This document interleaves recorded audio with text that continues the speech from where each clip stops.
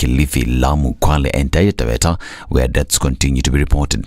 In Isiolo County, more than 1,000 residents have been evacuated to safer places following the floods that have killed 2 people so far. Makuku nini, sisi sasa hivi tuko maskini kabisa. Hata sasa hivi nye tuko hapa, hata ile mbuzi moja ile ulitoa kwa maji hata hatujui maliko. Sisi kabisa ni waathirika ambaye tunaenda tu, Mungu ndiye anajua mambo yetu. Nyumbani haikaliki, ukiwa ndani ya nyumba maji na kufika kwa kiuno. Hapo barabara yote mpaka hata magari saa ile karibu maji ibebe. Tukaamua tu kukaa hapo kando ya lami, ndio sasa tukapatikana hapo na serikali yetu ndio wakaamua kutusaidia kutuleta hapa primary. Interior Principal Secretary Raymond Omola has challenged county governments to complement interventions being taken by the national government to mitigate the effects of El Nino rains.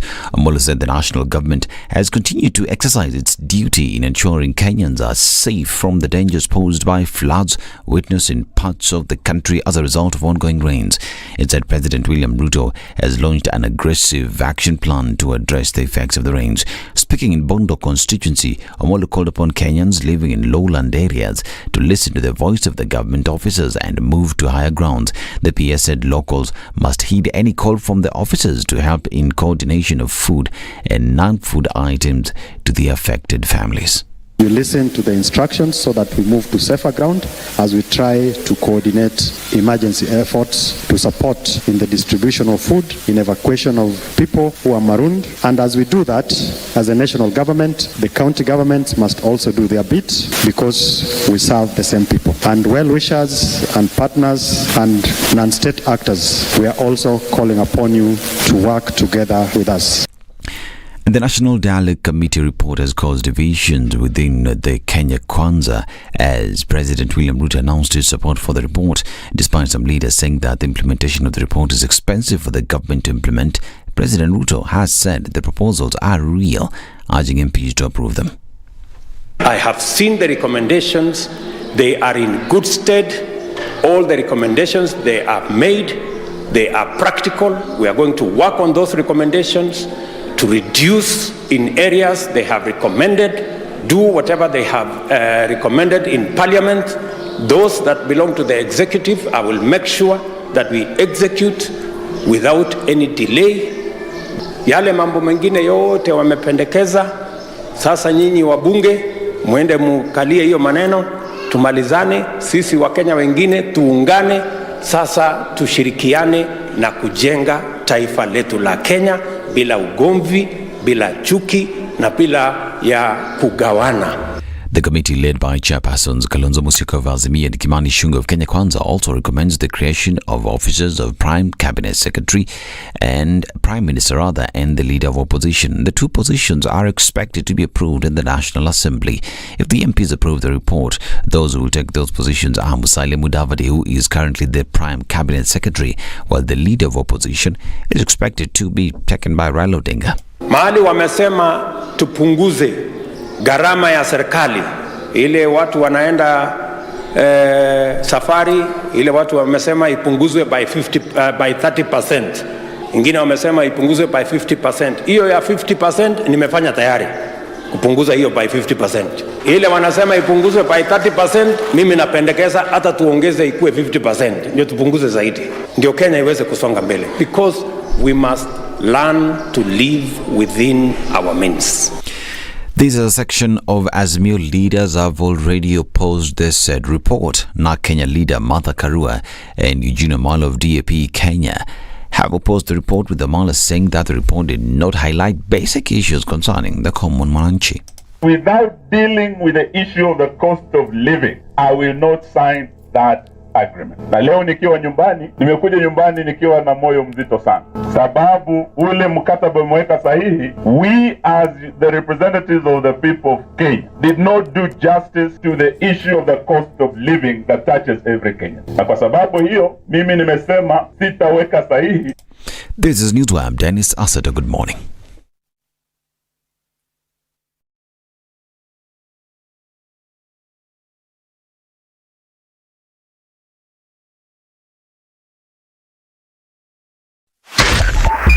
.5 Spice FM, Kisumu. The following takes place from 6 a.m. to 10 a.m. every weekday on Spice FM. You tune into Kenya's biggest conversation. My name is Ramanya. Amen. Amen. So 1 hour is over? Yeah. Oh yeah. Okay. It gets over. Can you imagine in 20 minutes? What the big boys have also done? I'm very proud of myself. When you understand about partnership in politics, it's like the way marriage is these days. When you're looking for a wife, you're like, oh, maybe you can help me pay for fees as I pay for the rent. Why should you have a lioness living in your bedroom?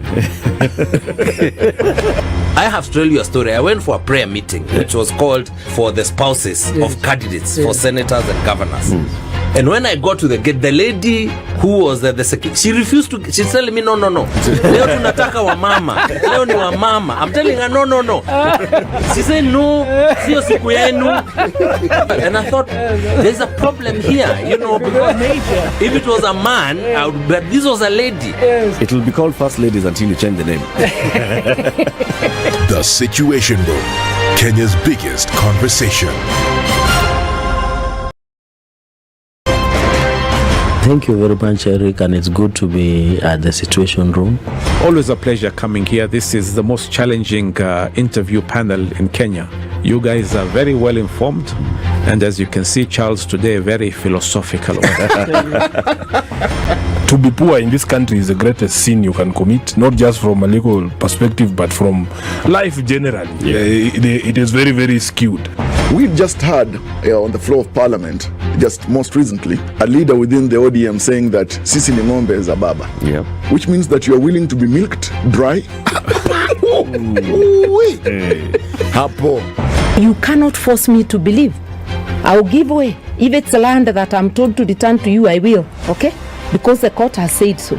But I'll continue saying, hawa watu wamenirusha. That's all that I'm doing. The Situation Room, Kenya's biggest conversation.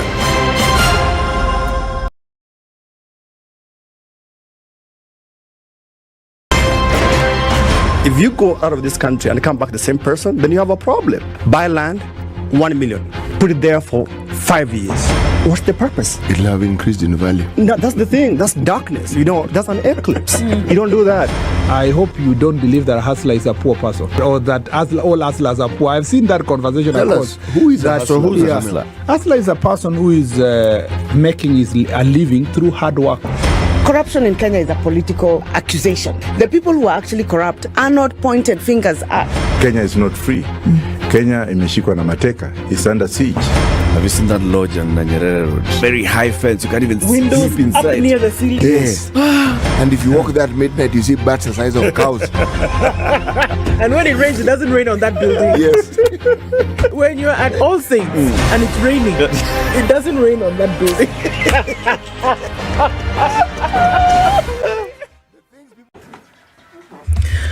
Good morning and welcome to Monday. After a weekend of rains and coming off of a night of another set of rains, let's see what happens as we're stepping into Monday. Are you coming off a Thika Superhighway? You'll be fine. Let's start there and see what's going on. There's a little bit of movement on Jogoro this morning. It's heading out towards Landis and then through towards the CPT. And we're seeing what's coming off of Mombasa Road. Some traffic here as well. On Uhuru Highway, you're looking good through out towards the city. There was a day of bikes and marathons yesterday. So there was a lot of traffic, unusually for a Sunday. So it looks like we're getting into Monday without too much drama. Let's see what happens as Monday unfolds. Let's talk on Spice FM KE on X. We want to keep things moving this Monday morning.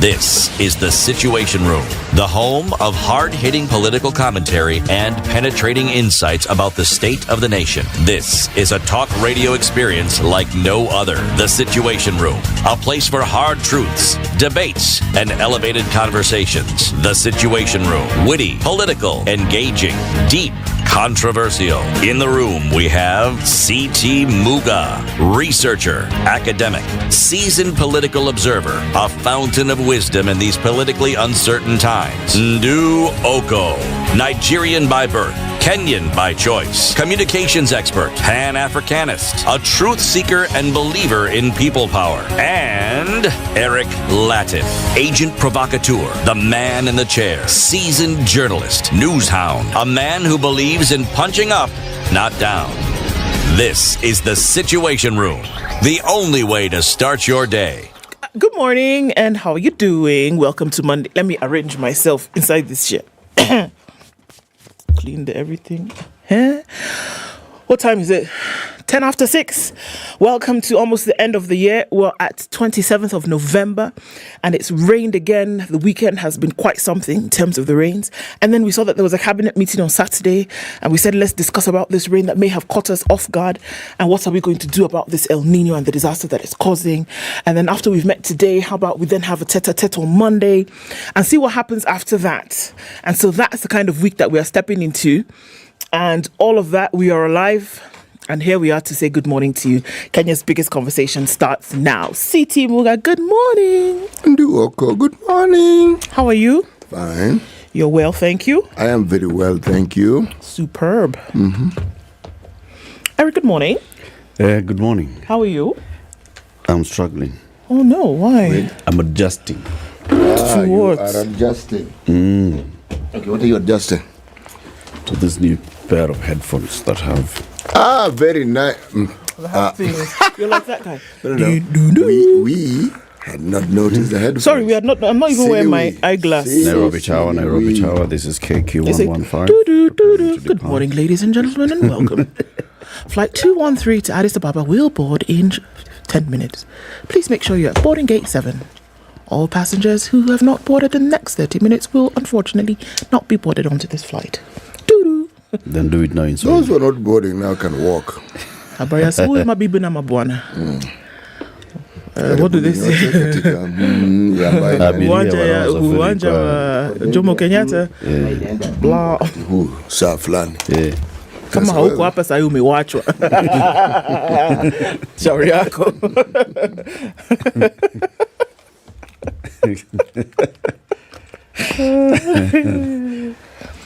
So you can imagine now that Homa Bay new airport. Ndege ya Nairobi imeenda. Na ingine ni kesho. Kujeni kesho. Hata hiyo hatujui. Wewe fika tu mapema. Ulikuwa wapi? Ulikuwa wapi? Hii ingine ni kesho. Okay. Otherwise you had a good weekend? Not bad. Otherwise. Yeah. Had a good one.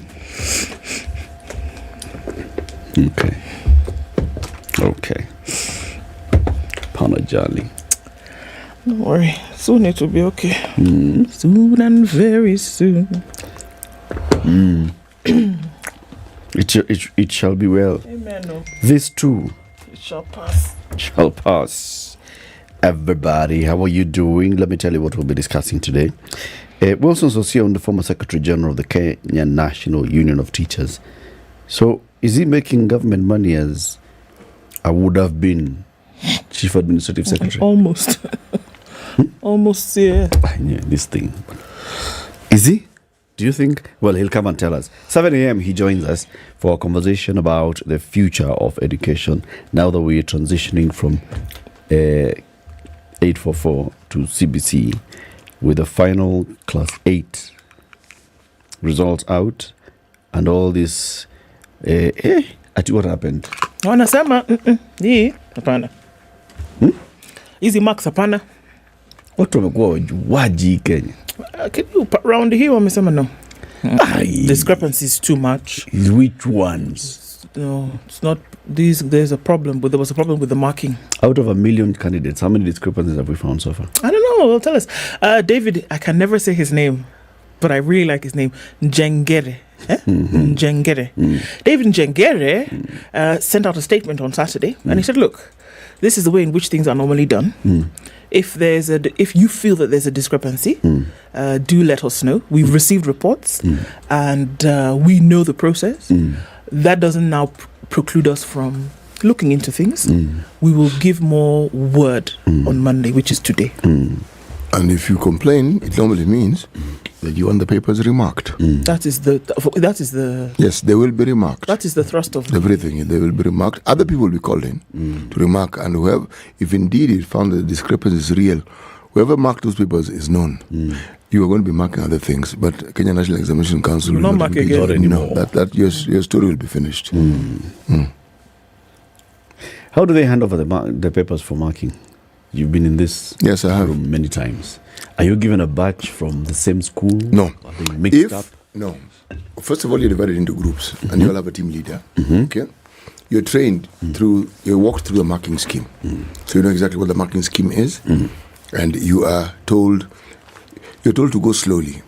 The first 2 days or so, you're moving at a very slow pace so that you can familiarize yourself with the marking scheme. Okay. Now, what happened to the team leader? The team leader from his team of, say, 10 people will randomly sample every paper that the person has marked. The idea is to see if you actually understand the marking scheme. Now, the reason why the team leaders, we go earlier. If I remember correctly, you go earlier. So by the time the other team examiners are coming, you're already fairly familiar with the marking scheme. Now, you are allowed a variation of up to 3. Meaning this, the variation of up to 3, you'll be called and told you have a problem in this area here. You'll be told to go and remark it. You're marking your B's as D's. Yes, you're told this is it.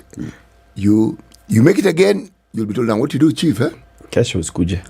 No. Mark even slower. In fact, go over every paper you've marked. Okay. You repeat. If you make that mistake again, you're told stop. Someone else is giving those papers. Okay.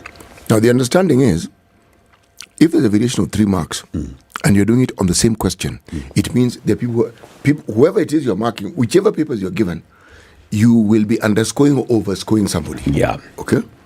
Now, very simply put, all those papers once marked, you will know who marked what. You know. Okay. Every individual, and you asked, are you given? You're given randomly.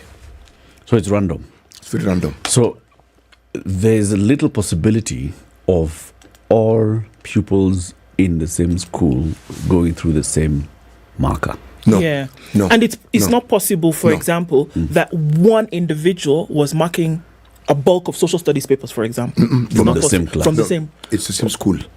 You are given all the papers. If there are 100 students, you, Eric, will be marking those 100 papers. All subjects. All social studies. If it's social studies and that's the exam from that school, it is you, one person who marks it. So it's not possible, for example, that you are in school X and school Y and school Z, and that one person was marking social studies for all 3 schools. No, you mark one. Okay. When you're through with this, then you're given another one. All right. Okay. But let me tell you something which I noticed. There are schools that were known to excel. Those papers are not just given to anybody. Because people couldn't afford to make mistakes. Yes. Mang, Ngandu, Alliance, Nairobi schools, they give them to specific. In fact, the team leaders would end up marking those papers. Okay. People who you look for the person who you know is seasoned. Yes. What I'm trying to say is the human element was always taken into account.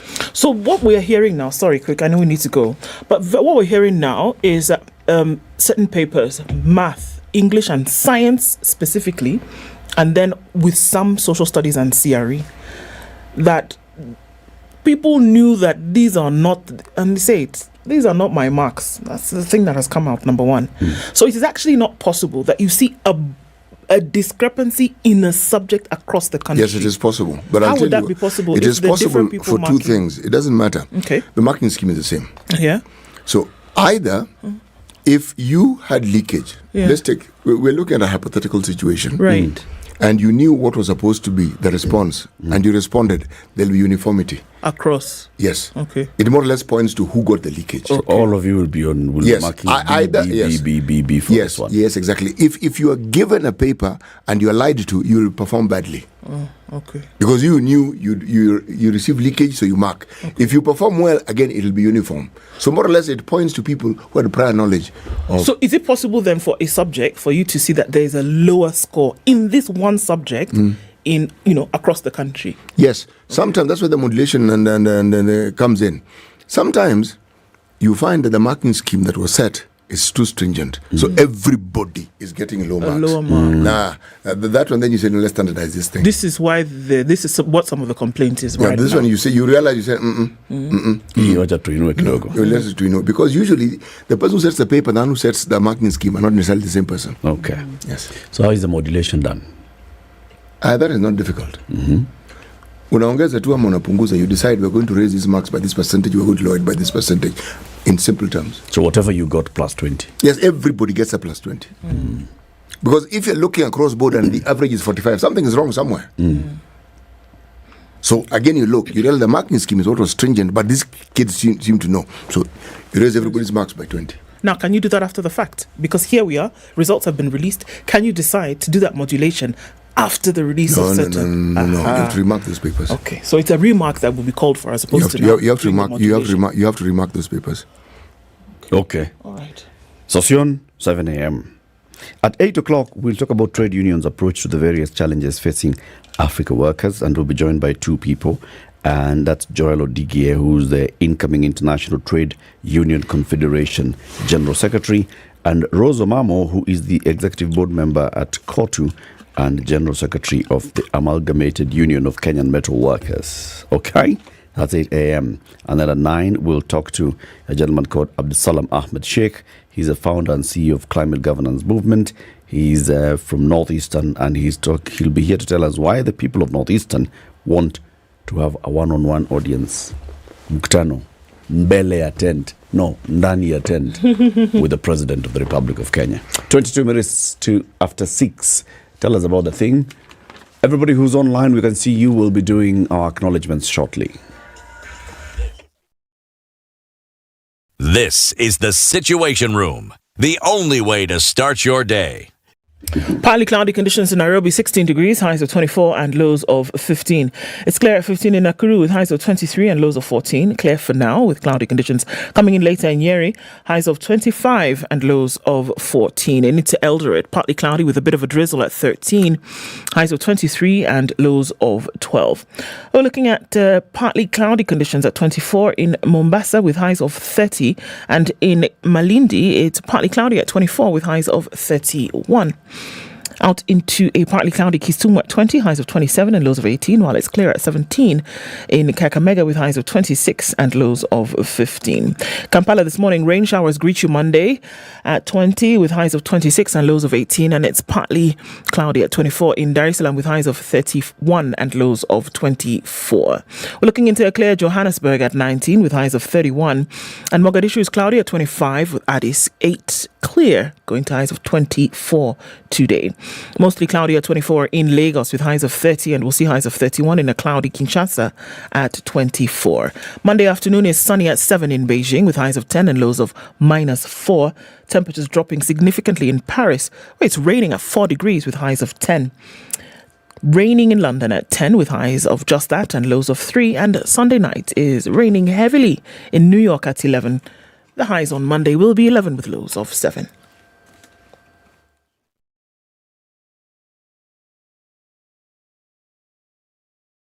Mature, intelligent talk every morning. Spice up yourself.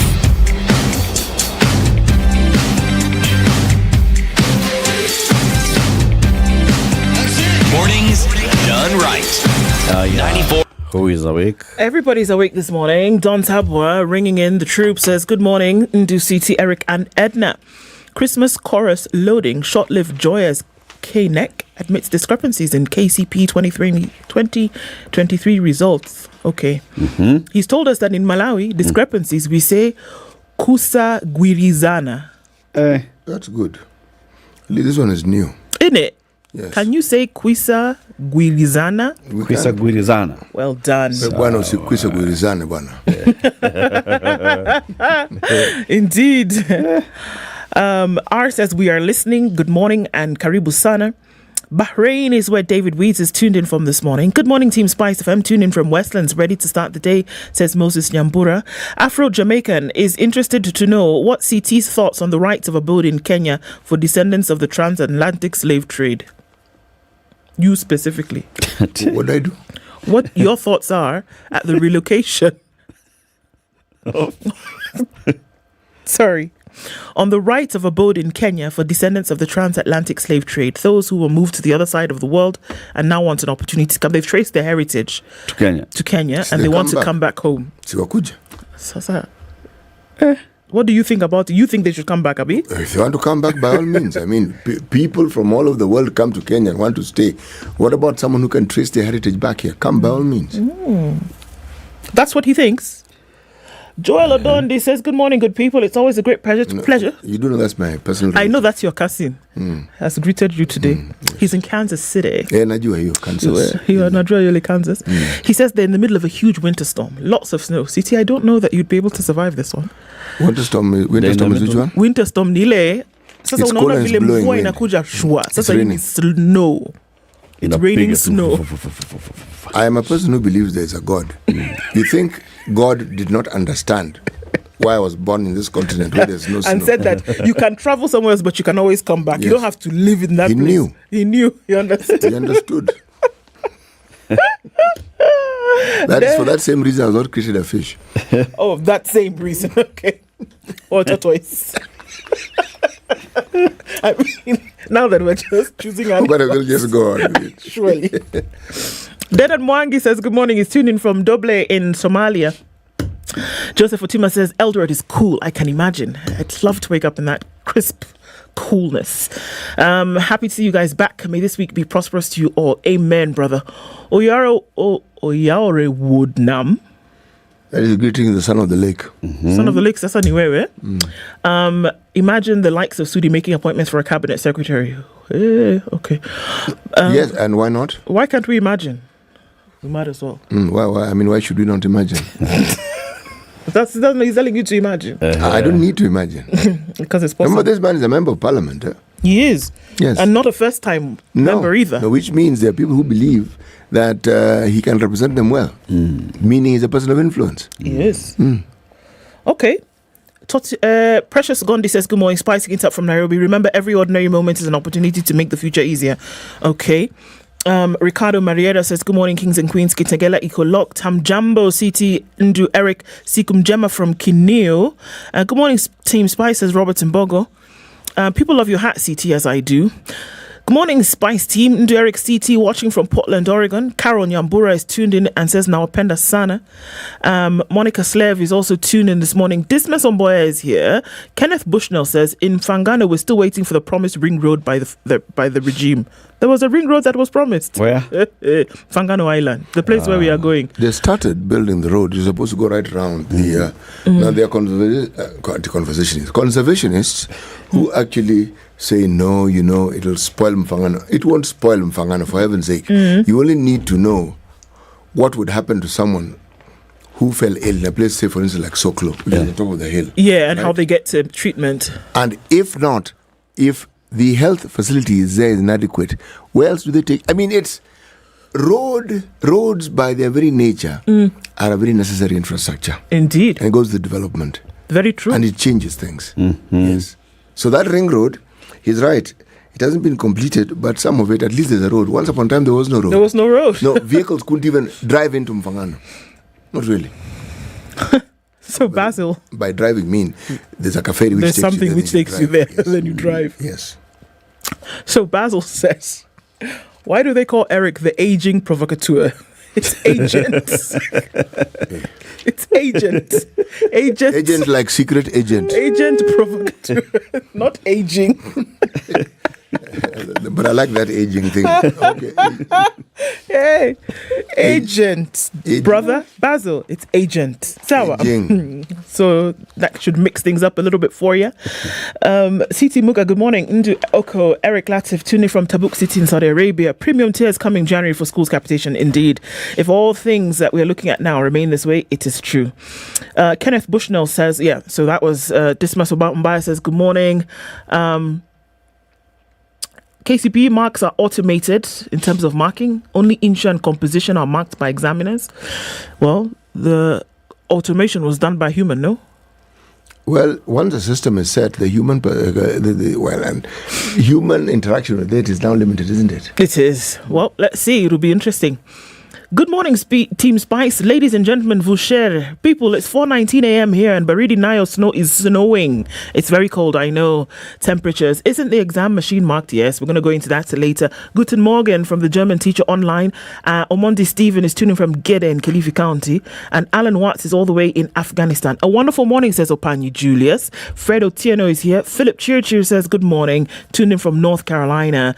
Nduko is not here. Ndu, however, is. And she's here with CT and Latiff and says, good morning, happy to be here. And Gore is tuned in from Saboti. And Patrick Osare says, good morning, everybody. Karibu. Everybody, welcome. 6:30, Kenya's biggest conversation. Let's take this quick break. Take a look at traffic and then we will look at the newspaper stories shortly. This is the Situation Room, the only way to start your day. All right, some of it coming in all the way from Garden City Mall on the Thika Superhighway this morning, and then seeping in slowly towards the CBD. It then gets heavier as you get towards the junction of Muranga Road. Coming in from Westlands, you'll be fine. Lower Kabete, we're not seeing much movement there, and neither are we seeing anything coming off the northern bypass, then touching on Ruaka, coming in then onto Limuru Road. So it's still a wait and see kind of thing for now. There's movement on Jogo Road heading out towards Landis and then at the Kamkunji roundabout, and we're seeing the pitter-patter of traffic starting on Gong Road as well. As you're coming in from the eastern bypass, touching in on Outer Ring, you'll see some movement, but again, manageable. Let's take a look in about half an hour and see how that develops this Monday. And let's talk on Spice FM, KE on X. Mature, intelligent talk every morning. Spice up yourself.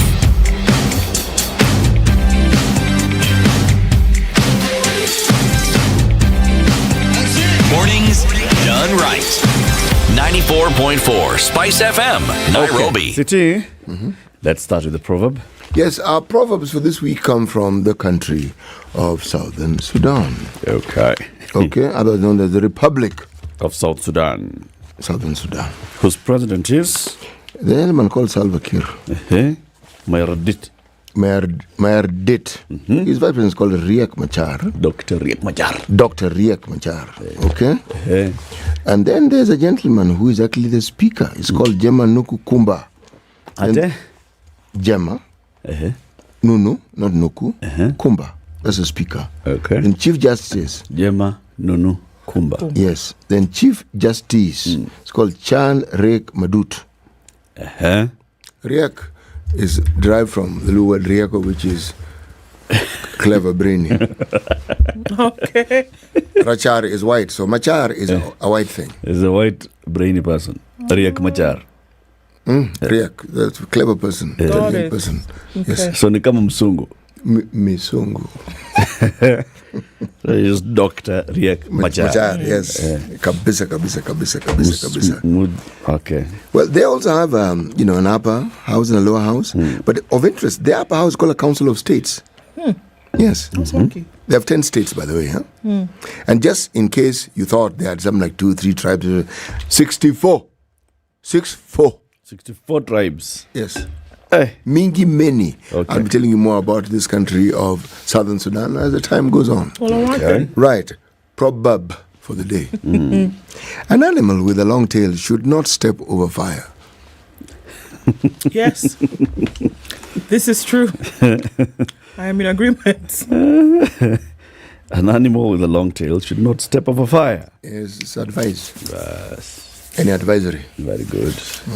Headlines. All right, on the front page of the Standard this morning, dialogue report clash. Folks have said this thing, signing it, and us can never be. It can never be us. We will not sign.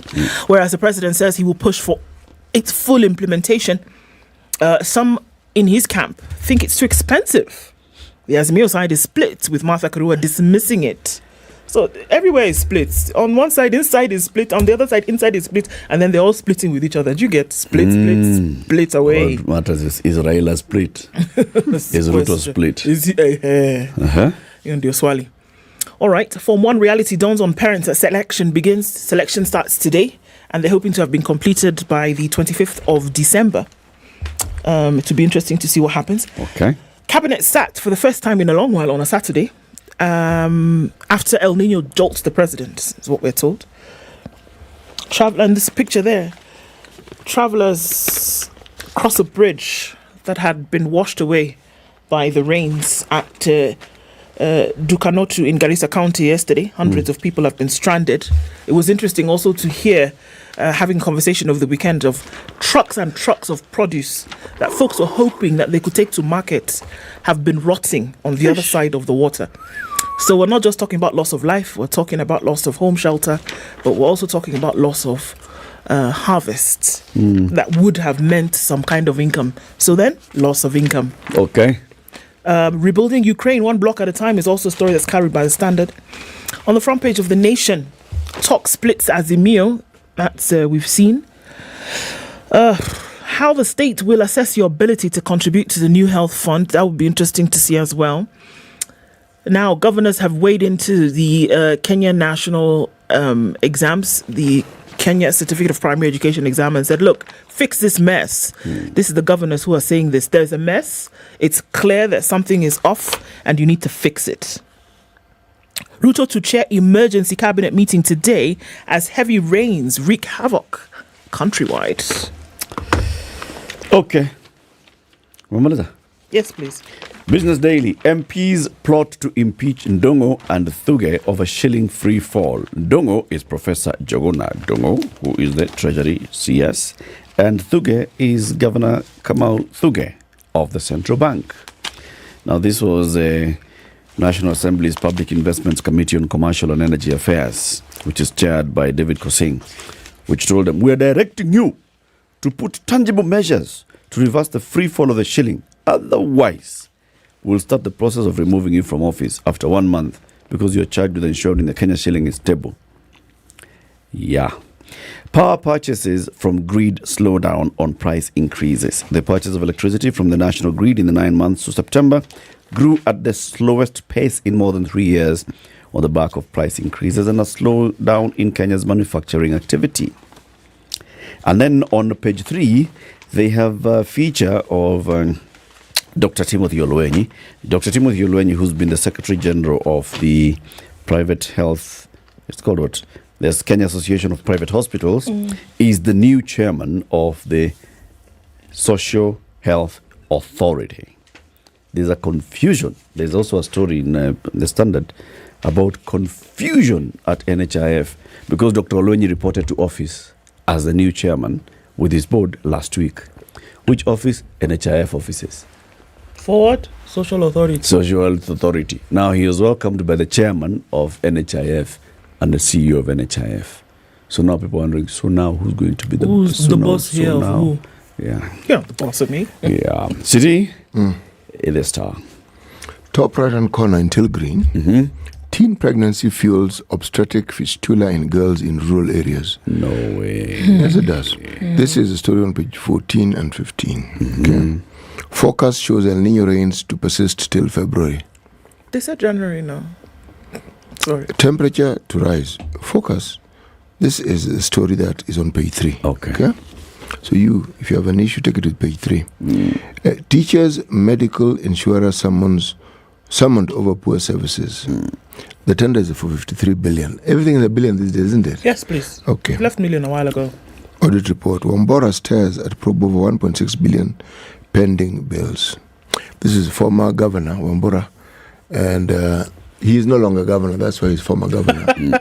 All right. But the pending bills are not still pending. They're still pending. They're still pending. Then bang in the middle of the paper, hot potato, otherwise known as hot potato, talks team OK's 2022 poll audit.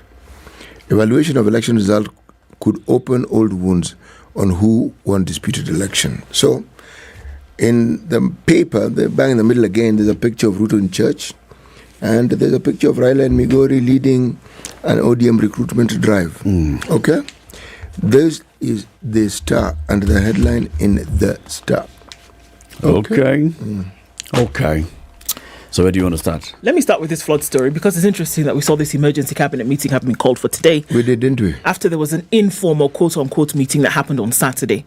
Ruto caught off guard is what the headline says on floods amid delayed aid. And the subs there are that President seems to have eaten humble pie over earlier stance that there was to be no El Nino. Head of State will today chair a cabinet meeting to deliberate on mitigation measures. Now, President William Ruto seems to have eaten humble pie over his earlier stance that the country will not experience El Nino. The heavy rains that Dr. Ruto dismissed weeks ago are now causing havoc in various parts of the country and have led to the death of more than 70 people, according to the president's own admission. Ruto had last month said that the country will experience only heavier than normal rains between October and December this year, despite the meteorological department predicting El Nino. The president will today chair a meeting of cabinet to deliberate on, among other measures or issues, mitigation measures of the current heavy rains across the country, with the northern and eastern regions most affected. Okay. So Saturday, he announced that 2.4 billion shillings had been set aside to assist citizens affected by floods. Now, setting aside and actually being dispersed, two totally different things. So we'll see what happens. He says, and I quote, "We are concerned that 70 lives have been lost so far, while 36,160 households have been displaced by the heavy rains." I think it's a little bit more than that. Roads have been destroyed, especially in northern Kenya. Trucks have been stuck with food, medicine and fuel. We're currently experiencing an emergency situation. Okay. The president has authorized the Kenya Defense Forces to airlift relief food, medicine and other basic needs to various parts of the country experiencing flooding. Barely a few days after elected leaders from affected counties raised alarm over the worrying situation. The Deputy President, Rigathi Gachagua, also found himself on the receiving end last week when he claimed that the national government had allocated 10 billion to the 47 counties for food mitigation.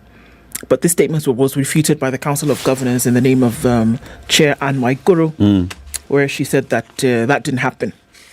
So the immediacy of what we saw on Saturday was that there was the announcement for KDF to start to put food in the hands of many people and airlift this food. We also saw that, they'll talk today a little bit more. 2.4 billion is the amount that was talked about with some definite, definite action. Whether that money has been released or not is something totally different. But the question then that lingers in the minds of people is that this action took place in a matter of minutes on Saturday. It was clear. Go ahead, do this now. Was it necessary to wait this long? The people who have been in these situations, the roads that have been closed and damaged are happening on a daily basis. This is every day. There's 70 people who died. 70 people died. This number of 36,000 that's being quoted is actually more. It's 80,000 families plus who've been displaced. A lot of people. This happens every day. The rain that came down yesterday affected even more people. And so those numbers increase on the daily. Was it necessary to wait for such a coming together meeting to now say, let us now actually start to send food to people? Let us see what we can do in terms of interim shelter. Do we need to get to the point where an emergency is unfolding before our eyes before something then will be done? And I think that's the question. It's a very big question. And it's very clear that this government was just joking around with this matter. And now they're attempting to show that they are taking action. Clean up the mess. The only action will actually show how serious they are. They met on Saturday, and this was all other people, including the cabinet, plus the Council of Governors, plus military, plus police, plus the others. And today, then the cabinet meets at the highest level.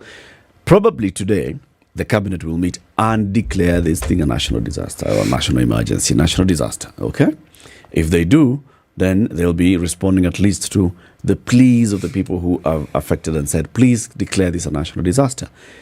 But there are very many questions still to be answered.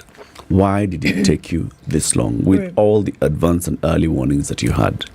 With daily reports coming from your chiefs all the way across the country. Your chiefs are sending reports every day to Dr. Raymond Omolo. He has a report every day of what's happened. He knows when people have died, when people have been displaced. There is a Red Cross and the others who are telling you. This one. But this is it, you guys. We're looking at a situation where we said, we're going to wait until things have gone down the crap, and then we say, oh, by the way, let's see what we can do. Let's do something about it. No, it cannot be that every time that there's a reaction to something that could have been. I would delete every app on my phone for this. It's called Ask AI. Delete every really app. ask it to do anything. I'm going to delete this. You're going to delete the phone. You're going to delete the whole phone. There's this guy who just keeps interfering with me. Okay. Wait, things I can't find his address. You got 5 on it. So, I mean, here, look, we can't wait until things have actually gone so bad and then you're going to do something about it. And it's so sad that it was thought that, you wait, the rains are going to come down, pound people out of their homes, and then we're going to start doing something about it. And, this is the thing. It is not to say that you would have been able to stop the rains or that you would have been able to keep everybody safe. What we're saying is that the severity of the situation would have been reduced significantly if there was a plan in place and it was actually followed. That's what we're saying. We will see. Meanwhile, that team that has been meeting all over the place in Boma, sijui Nukombani, sijui to talk about this issue, national dialogue. See, they released a report on Friday. And they have made far-reaching recommendations. Please. Far-reaching recommendations, including entrenching NGCDF into the Constitution, creating a fund and calling it the Senate Oversight Fund, creating another one and calling it the Ward Development Fund, and putting them in statute. Okay? Far-reaching recommendation, like creating an office for Kalonzo.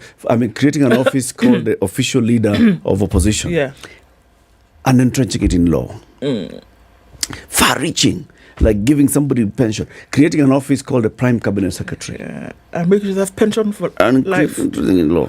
And then they came to this other big matter, which is a big matter of the cost of living. And they said, now, for the cost of living, what we are saying is this government should stop spending money on buying mandazi and shrimp. That will reduce the cost of unga in the supermarkets. Get that? For real, it's not a joke. Yes. Yeah. If, for example, the members of that committee who are state officers, let's say Kimani Ichung'wah, leader of the majority in the National Assembly, if his office consumes less mandazi, we'll see that the cost of unga will come down. Okay? There's a direct correlation here. I don't know whether you see it.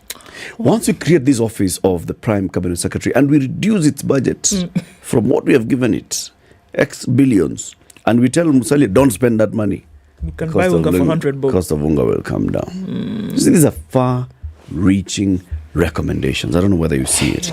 And then they also said, let's look at these other things, small things like fuel. When it comes to fuel, this whole issue of VAT, now we can't touch VAT. You see, VAT now, that's a big issue. So let's look at this other two small levy. There's a levy here called, what's it called? There are many. Which one specific? Levy. Okay. Road maintenance levy. Let's just reduce that road maintenance levy. Because if you reduce it, then now we are sorting out people on the road. Okay? That will bring down the cost of unga. What else? So those are the things that they were basically discussing. And people are looking at them and wondering, guy, are you guys serious? Munatubeba pumpkin. Are you guys really, serious? Yeah? After sitting down for 2 months. See, let me tell you, those ones, especially those ones for the cost of living. Cost of living recommendations. The thing I want to ask as you're looking at that thing, Eric. To reduce the road maintenance levy and anti-adulteration levy by 5 bob and 3 bob respectively per litre. This is the time when we need more of the road maintenance levy because the roads are going to cost. Anyway, reduce that by 5 bob and 3 bob per litre. So basically you reduce 8 bob in at the pump. Bring the cost of fuel down by 8 shillings. It sorts out a lot. And then, all arms of government shall reduce their travel budgets by 50%, and SRC shall review daily subsistence allowance by reducing it by 30%. Big issue. The national government shall finalize the transfer of all devolved functions. That will bring down the cost of living. Ade? The national government? The national government shall finalize the transfer of all devolved functions and provide for the concomitant resources to the county governments. That will bring down the cost of living. Discuss. 20 marks in brackets. Discuss. Okay. NATCO recommends that the Parliament shall amend the Constitution to provide for the equitable share to the county governments to be not less than 20% of all revenue collected by the national government. That will bring down the cost of living. Down. Are we together? Yes, please. No, I'm definitely not together. I'm together in that I've heard what you've said. Yeah. That's where we are together. I've heard. My ears have heard. These things are pretty obvious, by the way. You know, it is economics. If you just don't understand economics, you will not get it. Well, I'm willing not to understand it because you won't get it. I won't get it. But then, if I'm looking at the star, if people don't travel, okay, if they don't travel, sukuma wiki itashuka bei. Yeah, they will. Everything can shuka bay. In fact, if you look at the star, and they have listed these things 1, 2, 3, 4, 5, 6, 7, 8, 9, 10, 11, 12, 13, 14, 15, 16. They start with creation of a position of Prime Minister. Big one. Establishment of office of the leaders of the official opposition. And a deputy. 2. Big one. Okay. Entrench CDF, National Government Affirmative Action Fund, and the Senate Oversight Fund in the Constitution. Big. Yes. Entrench the Law of Ward Development Fund. Big.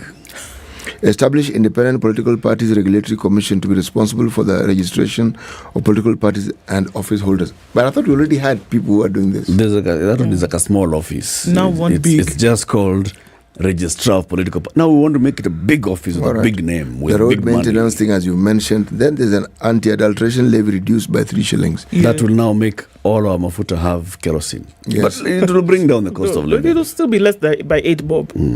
Oh, they're referring to fuel here. Yes. You see what happens? I thought it was alcohol. Yes. Adulteration. Kerosene. City. Okay. Yes. Right. Expand the scope of social protection fund to include more people. What? That will bring down the cost of living. More people to pay them money. Yeah. Okay. So. Okay. So bring it down from 70 to Kedo 64. Like so. National and county governments to provide food to schools. Stop it. That's not there. I'm reading it. Nope.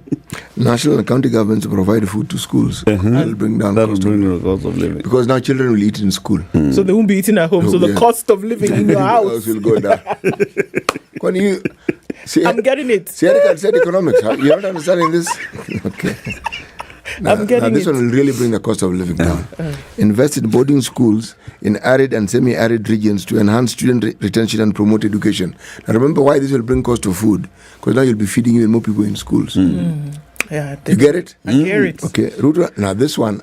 If you can't understand this one, then you'll understand nothing. Okay? Ruto and Raila should consult and concur of appointments of IB commissioners. That's a big one. That one. I agree. You know, now I can connect everything to cost of living. So you can see. Yes. Okay. Now, this one will assist. It will really move it. Audit the 2022 election. Okay. Fungua survey, in other words. Supreme Court timeline. This one we've waited for. For presidential petitions, increase from 14 to 21 days. They've given them 7 more days. Okay? Lastly, senators to have a 7-year tenure. Senators. To serve for 7 years. Why didn't they just add also that No, we are starting slowly. No. I was thinking, why don't you just make any president, immediate former president, to also be a member of the Senate automatically? And even the number 2 in an election. Even him can be senator. Become a senator. It's like that. Now that we are dancing in the theater of the absurd, you might as well just add anything that you want. I mean, just do whatever you like. But I was reading what was written. Don't think I was adding. If you can tell me that people reduce traveling and these things they spend, Sukuma wiki will come down. But it's not only that. You know how SRC does these funny things? Okay, they set allowances for MPs and judges and things like that. The story on page 4 of the Nation, they've said there's a bill. If that bill goes through, if it passes, all these roles that SRC has, thinking they're going to be telling MPs what to do and judges what to... No. They'll give it to the Judicial Service Commission and the Public Service Commission. It's good. Good. This. It's a big one. It's beautiful. So next you're going to tell me it's going to bring down the cost of living. Of course. In fact, it happens today. Walk to the supermarket tomorrow. Unga, 100 shillings. Me, I'm telling you. Allah? This thing is big, Bana. They have cracked After it. 2 months, They have come up with the cracked beautiful... it. I mean, who could have thought? Because everybody was wondering, now, how are we going to do this thing? How can we? And the geniuses that sat and, they even sought extension of time. They're like, we are not agreeing on this one. Please give us more time. Because, it was weighty. It was about to be birthed. It was weighty. These matters were weighty. Like, you know what? If, how can we actually do this? If we say we don't travel, how is that going to help? Let's call in experts. They called in experts, finance experts, economic experts, all these people. They went and presented. If we don't travel, what impact will that have? And they were told, by the way, if you don't travel, the following day, cost of power, down. They said, cost of power comes down, cost of fuel comes down. Kila kitu. So if they're not traveling, so what are they going to do? We're having Zoom parliamentary meetings. They've taken one for the team. Reduce travel by 50%. 50%. This will help. If you don't see it, that's your problem. That's your problem. Let me take you to Eldoret. Something has happened in Eldoret. Now, there's a bullet manufacturing in Eldoret. Bullet ile ya gun? Yes. Oh, okay. It's called the Kenya Ordnance Factory. Okay? There's one also in Juja here. Yes. That one's for guns. The one for Juja is for bunduk. Bunduk, yeah. The one for Eldoret is risasi. Risasi imebaki ngapi? Hiyo. Now, this one, next to that one is also the recruits training school as well in Eldoret. And this military facility has a maize farm. Now, residents of Kamagut are angry after 4 men were shot and killed near the Kenya Defence Forces Ordnance Factory recruits training school in Eldoret following confrontation in a maize farm. 3 bodies were discovered in different locations near the KDF installations in Kamagut, Wasingishu County, and another person died while undergoing treatment after sustaining gunshot wounds. 4 others who sustained gunshot wounds and bruises during the Saturday night incident were taken to Moi Teaching and Referral Hospital in Eldoret. Tension was high after hundreds of angry locals prevented the police from taking the bodies found on military land. So this is what happened. In this particular maze, this is what the locals are saying. Some young men left their homes at night. They entered this maize farm. Right. They say that there had been harvesting that was happening earlier. So there's something that they normally call brokoto. Brokoto is those 2 small maize that now has left after you've harvested. The main those ones that are, the small ones, they're called mrokoto. So these guys were apparently now going to just kusanya mrokoto wapeleke, well, just to look for some food. Yeah, food and means of living. However, that's where the confrontation occurred, because they were considered to be thieves in the vast maize land. And so fire was opened. Oh no. And that's where the 4 died. All of them? 3 died on the spot, 1 died in hospital, others were taken to hospital for treatment. Oh no. So now the community and the KDF are at loggerheads, and now they have even roped in the police and other elders to come in and have this conversation. Why are you shooting our people when they're just coming to Rokoto? The KDF are saying, excuse me, we have not allowed anybody to come into this land to Rokoto, whatever. So when we see people in military land in such high numbers, we clearly think it is an attack. So we respond. Wow. This one is going to be a big one. It is. It is. Everybody's going to wade into this water. Yeah. So in the next hour, we talk about the last CBC, the last 844, the CBCs. 1.4 million learners to join Form 1 in the last 844 system. Good morning. All right, we'll keep it here for this and more stories. Plus, we'll be reminding you about school fees and what you need to do with Kiwi. It's 7 a.m.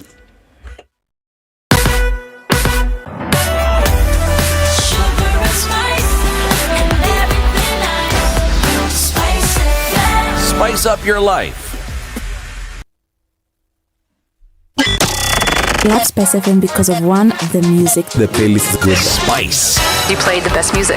More of the classics and the hits you love.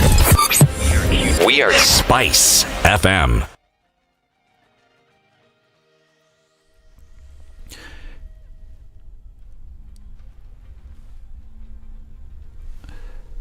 Good morning, this is Newswire. I'm Dennis Aseto.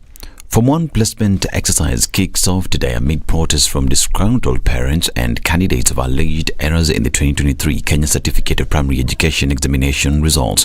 During the release of the results last week, Education Cabinet Secretary Ezekiel Machogu said the selection exercise will take place for 2 weeks to allow parents time to plan for admissions. However, the exercise may be derailed if a section of parents and some school administrators make good their threats to move to court to stop the process if their concerns are not addressed.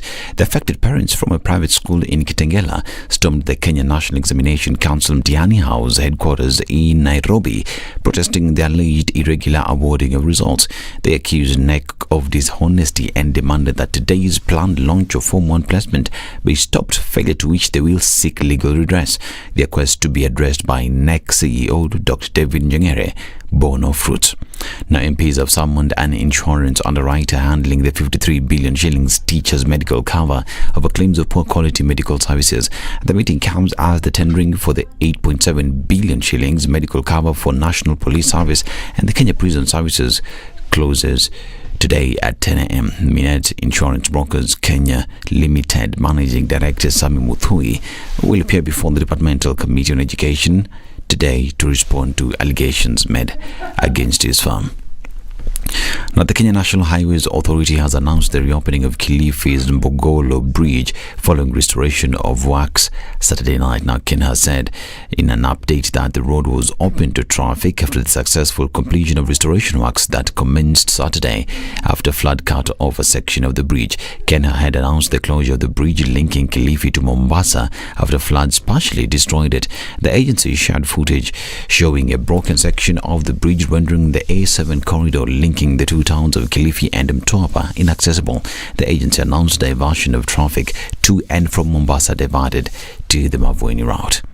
Now, a regional weather agency has predicted most parts of Kenya will continue experiencing rains until February next year. This means the government response to the current floods must continue beyond January, when seasonal rains usually end.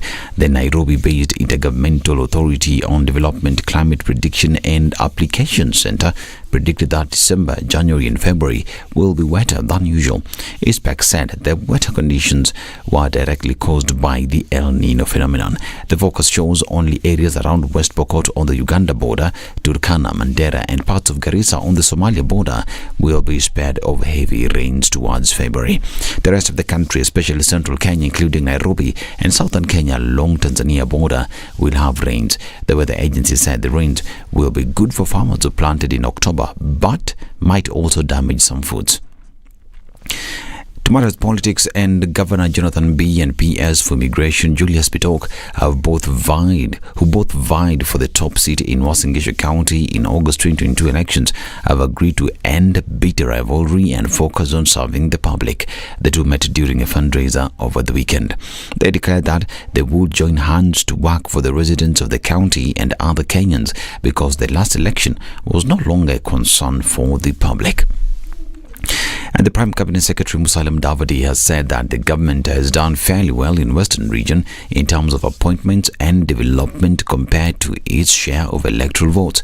He told the residents they should not worry about development of the region, noting that it is a democratic right to vote whichever way without fears about being discriminated against in the aftermath of an election. Mudavadi, however, advised the region to always hedge their vote where it will be meaningful. After the elections in the 5 western counties, opposition leader Raila Odinga garnered 60.74% of the votes compared to President William Ruto's 38.42%. Internationally, and Hamas fighters have said they have freed a hostage who has Russian citizenship from Egypt, while Egypt received list of 13 Israelis and 39 Palestinians scheduled for release during the day as part of a truce between Hamas and Israel. Hamas said it freed the person in appreciation of Moscow's stance on its war with Israel, which broke out after Hamas fighters rampaged through southern Israel on October 7th, killing over 1,000 people and taking about 240 hostages back into Gaza. In response to the attack, Israel has vowed to destroy the Hamas militants who run Gaza, bombarding the enclave and mounting a ground offensive. In the north, some 14,800 Palestinians have been killed, according to Gaza health authorities. This is News. I'm Dennis Aseto. Good morning.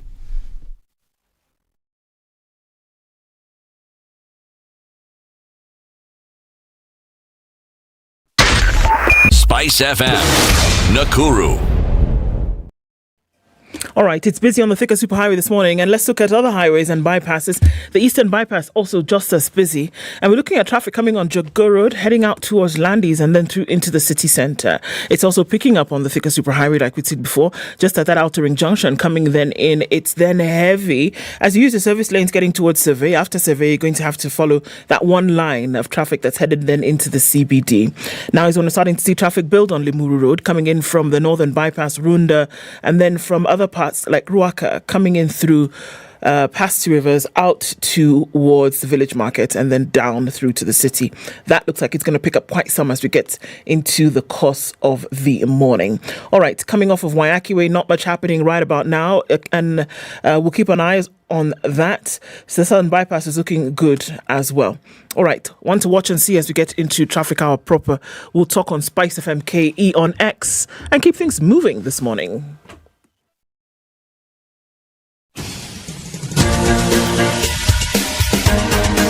This is the Situation Room, the home of hard-hitting political commentary and penetrating insights about the state of the nation. This is a talk radio experience like no other. The Situation Room, a place for hard truths, debates, and elevated conversations. The Situation Room, witty, political, engaging, deep, controversial. In the room, we have C.T. Muga, researcher, academic, seasoned political observer, a fountain of wisdom in these politically uncertain times. Ndu Okoh, Nigerian by birth, Kenyan by choice, communications expert, Pan-Africanist, a truth seeker and believer in people power, and Eric Latiff, agent provocateur, the man in the chair, seasoned journalist, news hound, a man who believes in punching up, not down.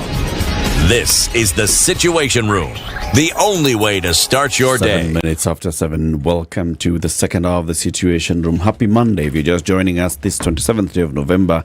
Asante sana for tuning in. Oh, you want me to go to the shop? Please go to the shop. Okay. What have you brought? Shika hiyo. Thank you very much. Chukua moja. What have you brought? Tatia mwalimu huyo wengine. But it's empty. Don't worry about that. You look at... Do you remember what kiwi is? Yes. There's no teacher who doesn't know what kiwi is. In fact, very many students associate. Every student knows kiwi. Every student looks at kiwi, remembers teacher. Parade. Inspection. Yes. Fiatu fyako finang'ara. Nani achapaka rangi viatu? Bas. Shine your shoes. Exactly. Bas. Shine your shoes, Look looking sharp as you're getting into the school day, isn't it? Yes. It still continues as a tradition until today. And Kiwi wants us all to be able to step up and shine. January comes and it's usually a sticky moment when it comes to paying school fees. And we know that everybody is scrambling for those spaces right about now. Now, as we do that, the question is, how are we going to pay if things are getting thicker and thicker by the day? Walk into any shop, your Duka, your supermarket, where the new logo Kiwi is on display for sale. Pick up a tin of that, you pay for it, and then what you get under the lid is a code. You're going to dial *459 *5# and follow the instructions. Instantly, you win airtime or data. You also get a chance to enter into the draw where 4 people each week are winning 35,000 shillings. This 35,000 shillings goes towards school fees come January 2024. You get a chance to step up and shine with with your shoes and step up and shine with your fees. Very good. Wilson Sosion is an educationist. He's the former Secretary General of the Kenya National Union of Teachers. He's our guest today. Good morning, sir. Yeah, good morning. Welcome to Kenya's biggest conversation. That's the hot seat of the Situation Room. Yeah, thank you. Karibu sana. We'll be talking about education and, of course, this transition from 844 into full CBC and then the fallout over the weekend over the results that were announced for the Standard 8. But to welcome you to the conversation, City has the day's proverb, and this week's proverbs will be from the Republic of Southern Sudan. Okay. Mm-hmm. An animal with a long tail should not step over fire. An animal with a long tail should not step over fire. Mwalimu Sosion, what's your interpretation of this proverb? Yes, an animal with a long tail should not step over fire. That means it will burn everywhere. Because if the long tail takes the longest time to catch the fire, yeah. Isn't it? Mm-hmm. So what's the question? Yeah. What's the deeper meaning of this proverb? Yeah. Don't get into where there's trouble if you're fond of trouble. So I would understand. Don't get into areas with trouble if you are fond of trouble. Yes. You have a high affinity of getting into trouble. Yeah. So avoid where there's trouble. Okay. The long tail can be the trouble. What are you up to nowadays? I know you had been appointed to CAS and then things happened. Well, to be appointed to Chief Administrative Secretary position, which of course it's being contested in court, I'm still within the framework and the core of Kenya Kwanza administration, but of course not necessarily in government. So we've a lot of things to engage in. We've got a lot of work to do to implement the plan, to assist the president to ensure that the plan is implemented as was committed to the people of Kenya. Yes, so there's a lot of work to do. Okay. Yeah, even when I'm here, I'm on duty. You're still on duty? Yes. Are we paying you for that? Absolutely. You're not paying me. Okay. But it is what you call noble duty to the nation. You don't need to be paid. Yeah. Service to the nation. Service to the nation. Yeah, patriotically. Yeah. Yes. We are transitioning to CBC. We have seen the last cohort of Standard 8s sitting there, KCPE. The results are out. We'll talk about that in greater detail shortly. We are now seeing them joining Form 1 next year. And in 4 years' time, they'll exit, and that will be the final KCSE as well as we move. You've been one of the big supporters of 844. And also you, as the Secretary General of KNUT, were at the point of implementation of CBC. So first, are we properly implementing CBC? Of course, that's a debatable thing. You remember, I think you put things right. I was a critic of how things were being done wrong in the rollout of CBC. That's a plain language you should use. And I did so through concrete research studies that I conducted. One was teacher preparedness, a very detailed research study that we conducted across the country. And facts, data, research data doesn't lie, doesn't change. World Bank and others conducted a similar survey and they found the same facts, that really we were not prepared in terms of teachers, and we had not prepared our teachers, we had not trained teachers for the different learning areas. Of course, you talk of like in grade 7, engineering aspects of education. Do we really have teachers available in all the schools? We don't. And that we foresaw. Because if you want to roll out a new curriculum, you don't begin at school level. You begin at the teacher training colleges and universities by conducting studies, encouraging universities to study, to conduct research studies across countries that have mounted similar studies, similar education systems. That is one. Two, then you begin designing framework for teacher training and then train teachers for that new curriculum, so that as you roll out with teachers who are trained to deliver that curriculum. That is where we disagreed with the previous administration that was very eager to bypass all the professional steps of rolling out curriculum, because there are steps of rolling out a curriculum. You don't wake up and pronounce that we are moving to CBC, CBC, and then CBC automatically happens. It doesn't. You must prepare teachers. That was my central concern. Number two, do we really have the adequate quality resources, teaching and learning tools and infrastructure to roll out CBC? That's the question I asked at that time, and we were not ready. And remember, Amina Mohammed came and suspended, as the CS, suspended the rollout of CBC based on a detailed summative evaluation survey that was carried out by Professor Laban Airo and team. And that invited wrath, and she was removed from the ministry. That is, and that tells you some of these reforms are driven by cartels. They're driven externally by external interest. And I will tell you, Latiff, if you look at the history of education in Africa, what was handed over to us by the colonialists was education just to prepare us to be workers in government offices. The white-collar jobs. That's what every African country needed at that time. And for Kenya, the Ominde report of 1964 only developed an education system that would churn out graduates for white-collar jobs in government. That's how it was. But when Moi came up with Professor Mackay, 1981, and developed a program for the second University of Science and Technology in Kenya. That was the main work of Professor Mackay and team. It became necessary to develop an education system that would prepare students for that pathway and for industrialization. So Moi's idea was to change our education system to trigger our model of education towards industrialization. It was a masterpiece, and a lot of studies were done all over the world by the team that was preparing. A lot of research work went into it. The second University of Science and Technology was Moi University, the current Moi University, which has also ceased being a University of Science and Technology because it's offering everything. That's why we lost it somewhere along the way. So when Moi developed that model, I think that was going to be a panacea of industrial revolution in Africa. And you know, if Africa can industrialize, then the West will not be able to access the minerals that we have. We'll be able to control our minerals.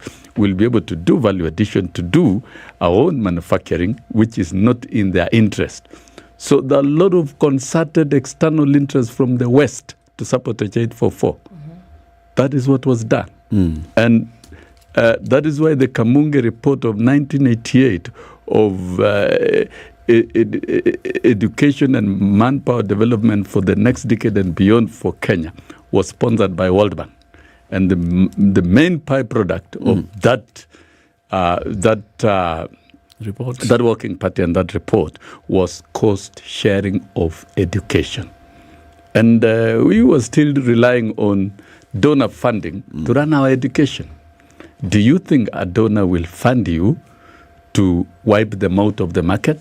Because if Africa industrializes, then the global north and the west will be out of the market, the way Asia have done. Asia broke away. They developed their own education models. They focused on STEM. You don't need to do a lot of mind-boggling of what to do. STEM education is the real thing. Science, technology, engineering, and mathematics. That's what Singapore did. That is what Malaysia did. That is what South Korea did. That is what was obtaining in Japan. The entire Asia, they focused on STEM education, and that is why they have industrialized. But Africa, we have remained cozy and dependent and slaves of the West in terms of donor funding. So when 844 was sabotaged, Then very good subjects like electricity, industrial education, metal work, woodwork, and the workshops in primaries collapsed. The enrollment in schools dropped. We have dropped to a gross enrollment of about 90%, and we had over 3 million children dropping out of school, and therefore 844 was bastardized.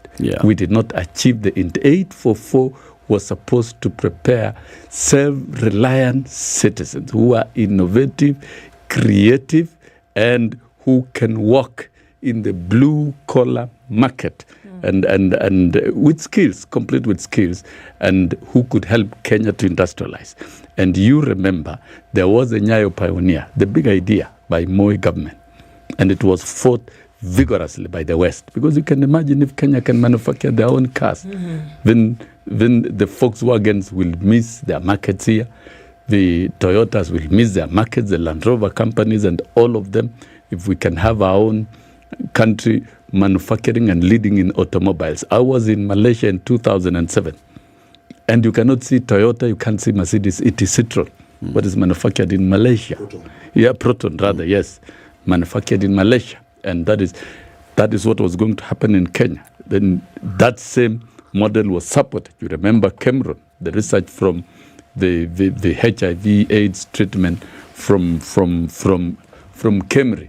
All that was supported. But you see, in 1999, David Koech report recommended intensive investment in public education to correct and strengthen 844. Because we had it. Even this CBC is simply the component of skills of 844. It, in fact, I would say it would even be, the package is much weaker than 844.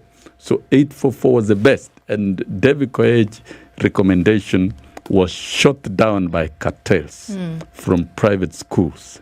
And therefore,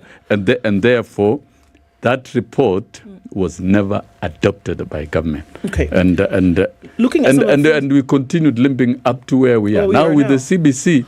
Let me just come in and ask you something here, because what we're saying essentially is that, I mean, what you're saying, and I think it's important, because if we look at some of the issues, they're fundamental issues that we are dealing with now.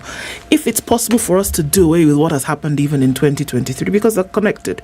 The historical aspect that you're giving us here is connected with what is happening presently. And we're looking at a situation whereby facilities, inadequacy of those facilities, inadequacy of teachers who are properly trained to handle this, who are not properly trained to handle this new curriculum. Those are issues that we are staring down the barrel of coming into 2024. We already stared down them in 2023. But are you saying that a system which many have touted to have worked, you are very clear here, that 844, there was nothing wrong with it. Absolutely. We needed to tighten the screws here and there to make sure that we were delivering learners who then would, be worth their salt, whether they worked for government or whether they started their own businesses, whatever. But did Kenya sell its birthright of education to the West on a system that would have worked very well? But then the question is, for what? Why would it be so easy to give it up if there were so many people who believed in the substance of 844? I will take you back, because education is linked to the economy, it's linked to the global business, it's linked to global interest, it's linked to geopolitics. If you remember, in 1998, the structural adjustment programs and the stringent measures from the World Bank and the recommendation from the World Bank for government to stop recruitment of civil servants and teachers, and also to tighten the expenditure, and the teaching service was definitely affected. Kenya became a slave of dictation from the West, because you can't do anything without their funding. That we became automatic slaves. And during the Moi era, remember when Moi retired, even our roads were dilapidated, our economy was down because of that sabotage from the West. There was nothing we could do about it. But that does not mean we lost with 844. We lost with the aspect of skills. We could not gain traction in expanding the technical aspects of 844 from primary all through. And so these subjects were only restricted to national schools, because for you to do power mechanics, you have to join a national school. For you to do electricity at, say, Form 1, you have to join a national school. For you to do music, it's only found in a national school. And I dare say the creative economy of Kenya is doing very well because of the strength of music in the school systems. And we can see it's obtaining in universities. So these skill-based subjects were restricted to only a few premium national schools. But what was retained that is so strong about 844, if you look at the sciences, that the teaching of science, that is STEM, was fairly good, because we eliminated the physical science, the general science, and students have been taught on pure science under 844 right from Form 1. But this therefore, colonial education that we sometimes say was the bane of our existence and what brought what you're referring to as slavery, that same education gave us technical schools. There were technical schools in this country. Now, I'll take you back to the history of the technical schools. During the Ominde Commission, a few technical schools were identified. Of course, we had a few in Kenya, Kaiboi Technical School, Sigalagala Technical, a few, strictly exclusively for technical. But 844 expanded the teaching of technical subjects in all schools. It did. It did, in all schools. It did. It gave that but provision. The technical and that is why the died. technical schools were automatically phased out, because there was no sense for them to exist if already you had workshops in primary schools, if you had to have workshops in secondary schools. But did we have those workshops in primary and secondary schools? We did not invest. Yes, the exactly. Problem is we killed the technical schools and there was nothing to replace them. So we lost the technical schools and we did not invest in the technical subjects in our school system. So we lost it. And the technical subjects were transferred to be offered in select national schools. That's where we lost it. But I want to say the 844, despite all that, we gained a lot in the teaching of sciences in our school system. And that is one. Two, in terms of knowledge-based education, because we are talking about education, knowledge and skills, those two go together. Those two. That is why we define basic education as basic. Why basic? Because at that level, you are strengthening the bodies of knowledge in a learner, in terms of teaching, cognitive-wise. So that is a stage of concretizing knowledge.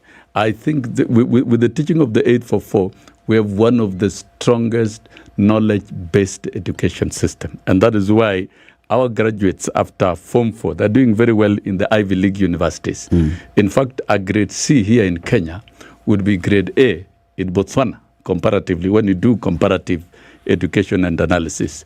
And we've seen our graduates from Form 4, out of the 844, they've been scoring first class in the Ivy League universities. Some of them are writing papers for master students and the rest. So in terms of outcome-based and knowledge outcomes, 844 has scored it very well. All we needed to do was to integrate the skills. But now, fast forward to the idea of CBC. CBC, or skill-based education, the 21st century skills, the competencies and value-based education could have been introduced and been integrated with the existing education system, that is CBC. You cannot say you are uprooting a whole education system and you are bringing in a new one. In education reforms and reviews, any new aspects must ride on the existing curriculum. That was the contention we had. And you must prepare teachers. It still remains an issue to date, even as we walk to 2024. That's a fact that we must tell. 844 did exactly that. 844 didn't prepare teachers. 844, the teachers who teach the technical subjects were never prepared and they were never trained. That is why those technical subjects collapsed. And it narrowed down to a few national schools where you could find those few teachers. But now with the CBC, you want to teach home science in all schools. You want to teach music in all schools. You want to offer foreign languages in all schools. Have you trained teachers in those particular areas? Those are the questions, fundamental questions that we raised. But fast forward to where we are. The Kenya Kwanza administration, while preparing for election, took a lot of time, and experts sat and reviewed the process of our education system. And we agreed we are not going to continue this way. We have to take education back to public conversation, and we get it right for the good of Kenyans and for the good of the country. Furthermore, the main pillar of Kenya Kwanza is that of enhancing industrialization, manufacturing, and triggering production at all levels. That means we also have to realign our education system towards that, because once it is off, the offtake of industrialization, manufacturing, and value addition, once that is done, then it will rely heavily on our education system. It's it's still not happening. Well, you know, a whole year has been lost. It's not happening. One whole year has been lost by the new entrance into the CBC system. Why can't you wait? Be patient. It's good to be patient, because a lot of work has been done and a lot of work is being implemented. The Presidential Working Party on Education and Reforms report is already up, and a session of paper will be getting to Parliament with the accompanying pieces of legislation to realign very many issues beyond CBC, so that we have a more organized and robust education system that is equitable and that is free for all Kenyans. So if you look at the model that has been developed, it is going to be a mixed model, because one, the exit exams, because you will be able to gauge the combination of competencies, skills, and values together with knowledge by looking at the evaluation system. For example, at grade 9, this time round, it is going to be there will be a summative exam made up of 60%. What will be a summative exams testing? It will be testing the bodies of knowledge. So what has been innate for the strong aspect of knowledge will continue to be retained, because you can't throw it out. Skills, competencies, and values will always ride on knowledge. And that is what we've agreed, and that is what is contained in the report. At the exit of Form 4, students will be able to sit for a summative exam made up of 70%. The other 30% will be through formative evaluation at every stage of learning. So it's no longer a pure CBC as such, but it's a mixed model that has a lot of knowledge in it, and combination of competencies, skills, and value-based education. And if you look at the structure, we'll continue shortly, because it's time for that break. 27 minutes to 8. Wilson Sossion, the former Secretary General of the Kenya National Union of Teachers, is our guest today. We are talking about education, this transition from 844 to CBC. He is among those who are advising the President of the Kenya Kwanza administration on what to do with the education system, and that's why he's here to explain to us the thinking. We'll be back shortly. Ndu, let's talk about flying. Yes, let's. It's getting to that point where you're thinking, all right, it's time for you to take a holiday, isn't it? And Emirates says, how about you experience Emirates economy, where even before you get to your destination, you start to imagine what the food would be like. So Emirates and the menus that are up for grabs as you get onto your flight is something worth the wait. It's something worth the experience. So even as you think about where you're going on your next destination, also think about what your palate would like to enjoy. It's across board on the Emirates bus, and you can find out more about it www.emirates.com. With Emirates economy, fly better with Emirates. This is the Situation Room, the only way to start your day. Safaricom has introduced a youth platform which is giving customers freedom to choose what products they prefer, how much to spend, and surprisingly, even the validity period.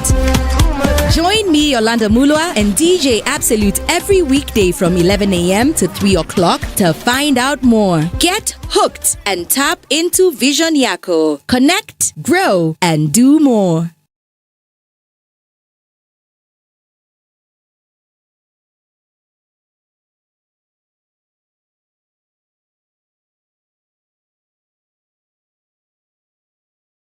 Some very nice, mature music. It really took me back to my days, and I can just feel young again and enjoy the vibes. Nairobi at 16 degrees with highs of 24. We'll see highs of 23 in a partly sunny Nakuru at 14. And it's mostly cloudy at 14 in Nyeri with highs of 25. Mostly sunny at some point in Eldoret, 14 degrees with highs of 23. And we're looking at a partly cloudy Mombasa at 25 with highs of 31, and we'll see highs of 31 in a partly cloudy Malindi as well. Kisumu is partly cloudy at 20 with highs of 27, and we'll see highs of 26 in a partly sunny Kakamega at 18. And we're looking into a cloudy Kampala after the rain at 20 with highs of 26, and Dar es Salaam is partly sunny at 24 going to highs of 31. Johannesburg this morning is sunny at 20 with highs of 31, and we're looking into a mostly cloudy Mogadishu at 26 and a sunny Addis Ababa at 10 degrees. Looking into Lagos, mostly cloudy at 24 going to highs of 30, and we'll see highs of 31 in a partly cloudy Kinshasa at 24.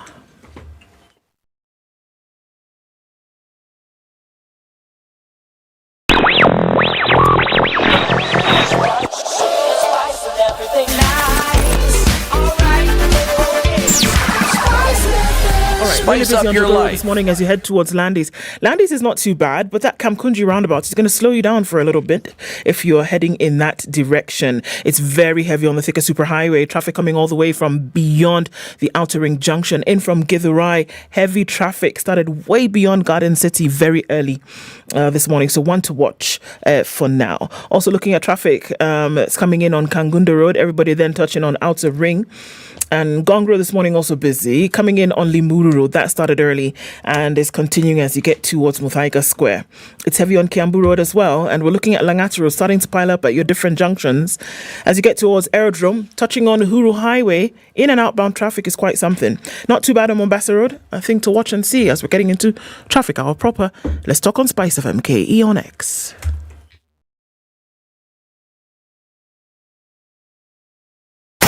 Are you ready? Okay. Spice FM. Mature, intelligent talk every morning. Spice up yourself.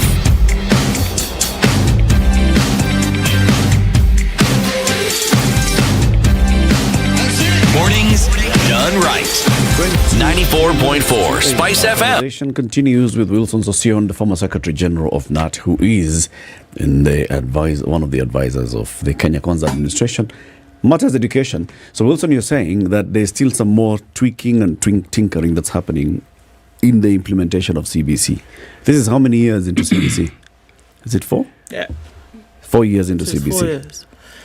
It is 1 year into Kenya Kwanza administration in review and restructuring CBC, so that it's relevant and it's accessible and equitable to all Kenyans and of good quality. Those are things we looked at, and a lot of reforms are being undertaken.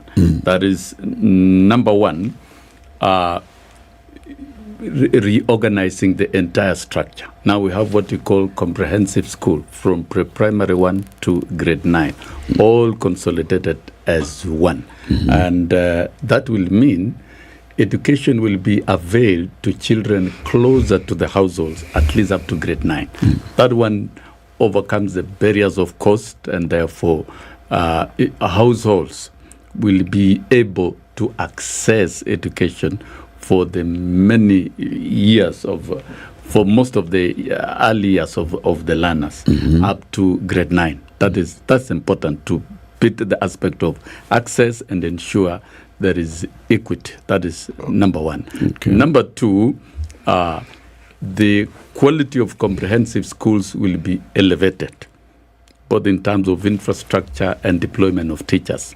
And if you look at what government has done, employment of 56,000 teachers within the first 1 year, and to bridge the entire gap of 116, will be done within the next 2 years. And that, so the question of transferring indirect cost of employment of teachers to parents will be eliminated. The fundamental objective here is to ensure that all our public schools are competitive and of good quality, good enough as compared to private schools, so that education is qualitatively available to the household. That's the main philosophy. Then we will retain the senior secondary, and the senior secondary will remain for pathways, and the pathways are 3, and the key pathway that will take majority of the students is STEM education: science, technology, engineering, and mathematics.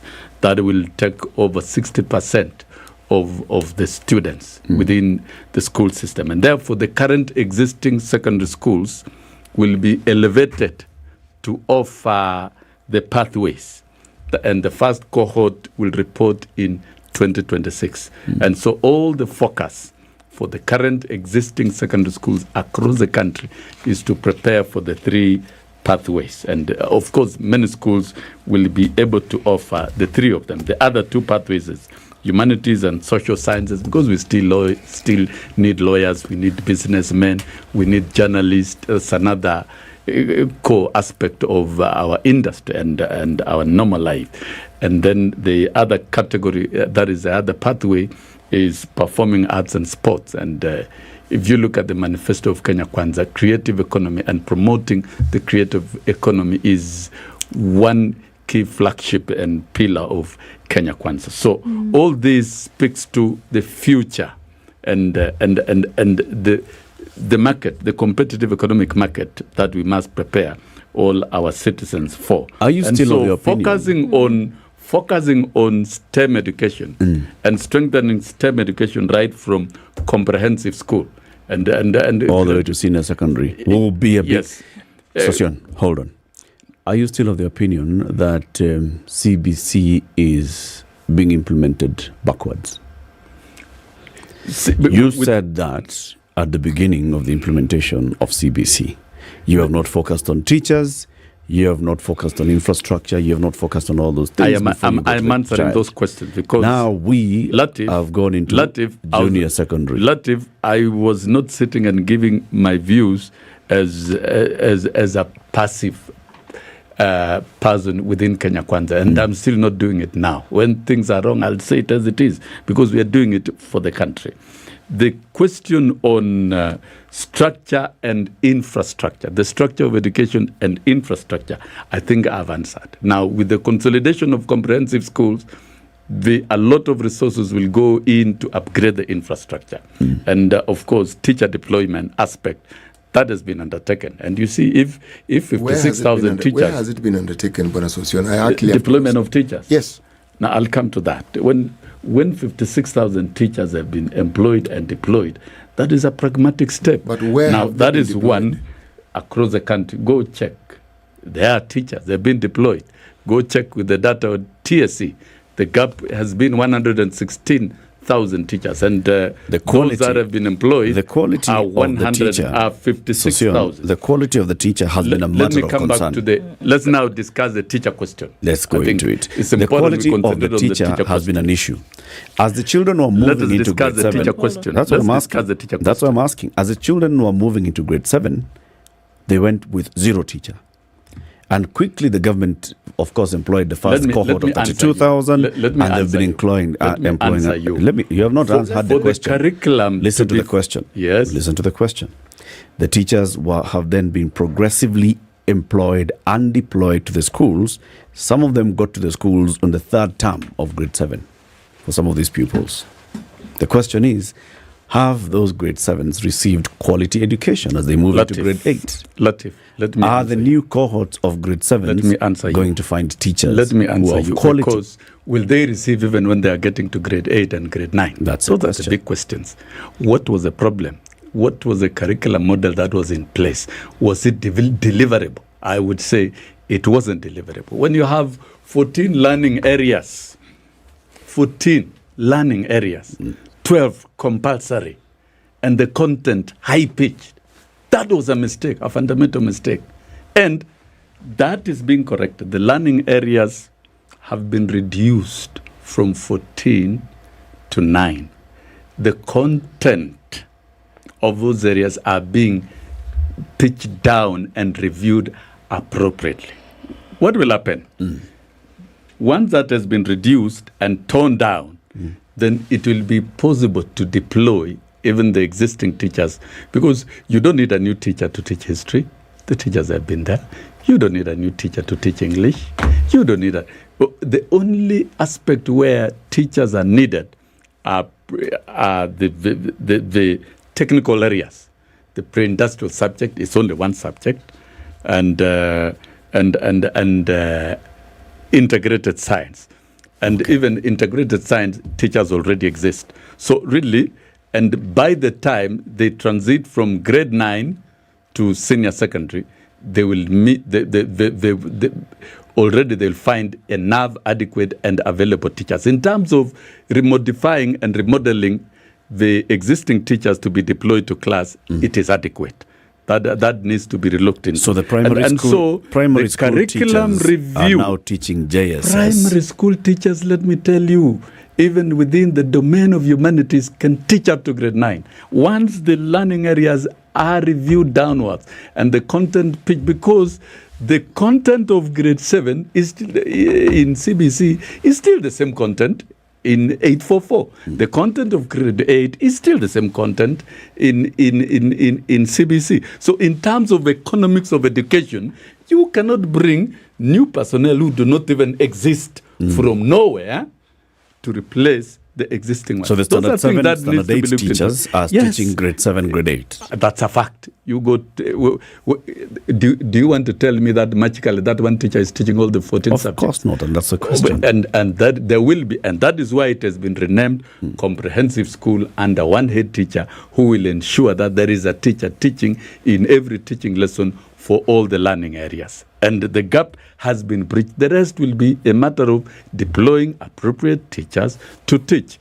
The other aspect to solve the issue of teachers permanently is to look at the teacher training and capacity building. This is from the Presidential Working Party report. There are a lot of extensive and comprehensive measures about capacity building of teachers. That one, the continuous capacity building of teachers shall now be conducted at the teacher training colleges, comprehensively. So that means a lot of work will be done at the teacher training colleges and universities. 2, the establishment of Kenya School of Teaching. And it will require a completely new legislation so that we fast track and remodel capacity building of teachers. Is another key proposal, other than continuing to recruit adequate teachers. So this is being done. What is Kenya School of Teaching? Kenya School of Teaching is like Kenya School of Law. That's where you prepare and capacity build teachers adequately. Currently, so teachers are being from training colleges and universities and go to Kenya School of Teaching. Kenya School of Teaching are those who are already in service. Okay. Yes. Those who are already in the teaching service, so that you continuously capacity build them and prepare them. We want to get out of the pitfalls of the 844 by investing more in teacher capacity building, teacher training, and teacher deployment. That's a key thing. And so if you look at, there's a whole chapter on teacher training and teacher management within the Presidential Working Party report. And to me, I'm satisfied. That is a substantial step. The next key thing is the universities and teacher training colleges. Before we get to that, I just have a question about how this is actually going to be mechanized. And I think this is great. All of these suggestions that have been made, Presidential Working Party went around the country, did 1, 2, 3. But there's a fundamental thing that we're talking about here, which is necessary to do. And you can have plans for years. It's great. But if you cannot mechanize this process, it's a big problem. If we look at a year whereby we're looking at something as basic as capitation that has not even been released, how are we going to fund resource-wise, whether it is infrastructure, again, whether it's looking at the capacity of teachers, whether it's looking at the money that is supposed to be sent to schools to make sure that this thing runs at whatever level, we're still having a problem where close to 40% in an academic year of capitation has not been sent. All of these grand and lofty plans cannot work if we are not looking at the very meat of what needs to make this thing happen. How is that all going to be sorted out if we cannot sort out a money issue? You know, the issue of money issue is a whole topic in itself. We need to discuss very extensively and be frank and honest to Kenyans and to ourselves. Before you even talk of 40% that has not been dispersed, what is the 60% that has been done? Has it translated into value for learners? And, no, that's the question. Let me tell you, I've been in this space of campaigning for government funding of education for a long time. And I can tell you, Kenya is one country that has committed substantial resources to education compared to many countries in Africa. At 6% of the GDP, and of course, the global standard is 6% minimum. But you go to countries like Tanzania, they are 2%. Many countries, they're not putting sufficient money. That's the truth. But Kenya, we have done well. And at 28% of the overall budget. But the global standard is at least 15%. So we've beat the threshold. There are other resources like CDF, Constituency Development Fund. It goes 90% to schools and to education and to infrastructure. There are other fundings, even from county government. It can still be channeled to do the same. So there's a lot of money into education. So we have a lot of money. Now the question is there value for that money? Let me answer your question. I think it is time before we even talk of enhancing financing in terms of capitation to ensure that we have good accountability structures in place. We don't. We have a collapsed audit. This money is rarely audited. That's the truth. We don't have audit reports of how money is spent in schools, how it is dispensed from the ministry.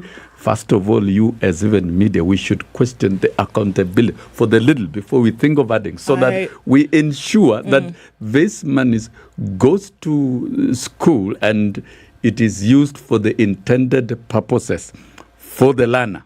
And I think that that's a whole chapter in itself. And for me, I have lots of reservation in terms of strengthening the accountability structures of funding of education in this country. That is one. Two.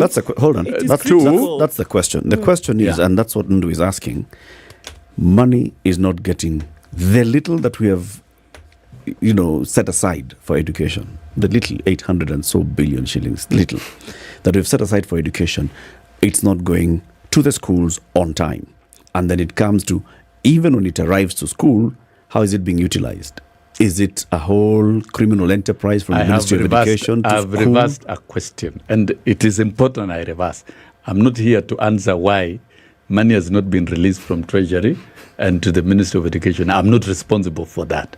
But I'm asking a fundamental question as a Kenyan. We need to have accountability structures for all this money.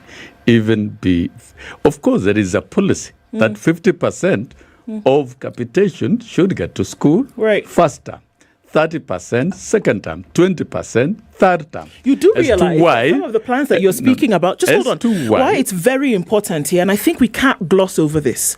It is very important to look at that, because these things you're talking about, these grand plans for the next 3 years, if all of that is going to be placed on the same system where we are unable to be accountable for funds that have been given to this sector in the lion's share, and we're saying, well, we're going to build a new system and everybody ought to be patient and see how it's going to come. And that issue has not been sorted out. And it's that issue must be sorted out.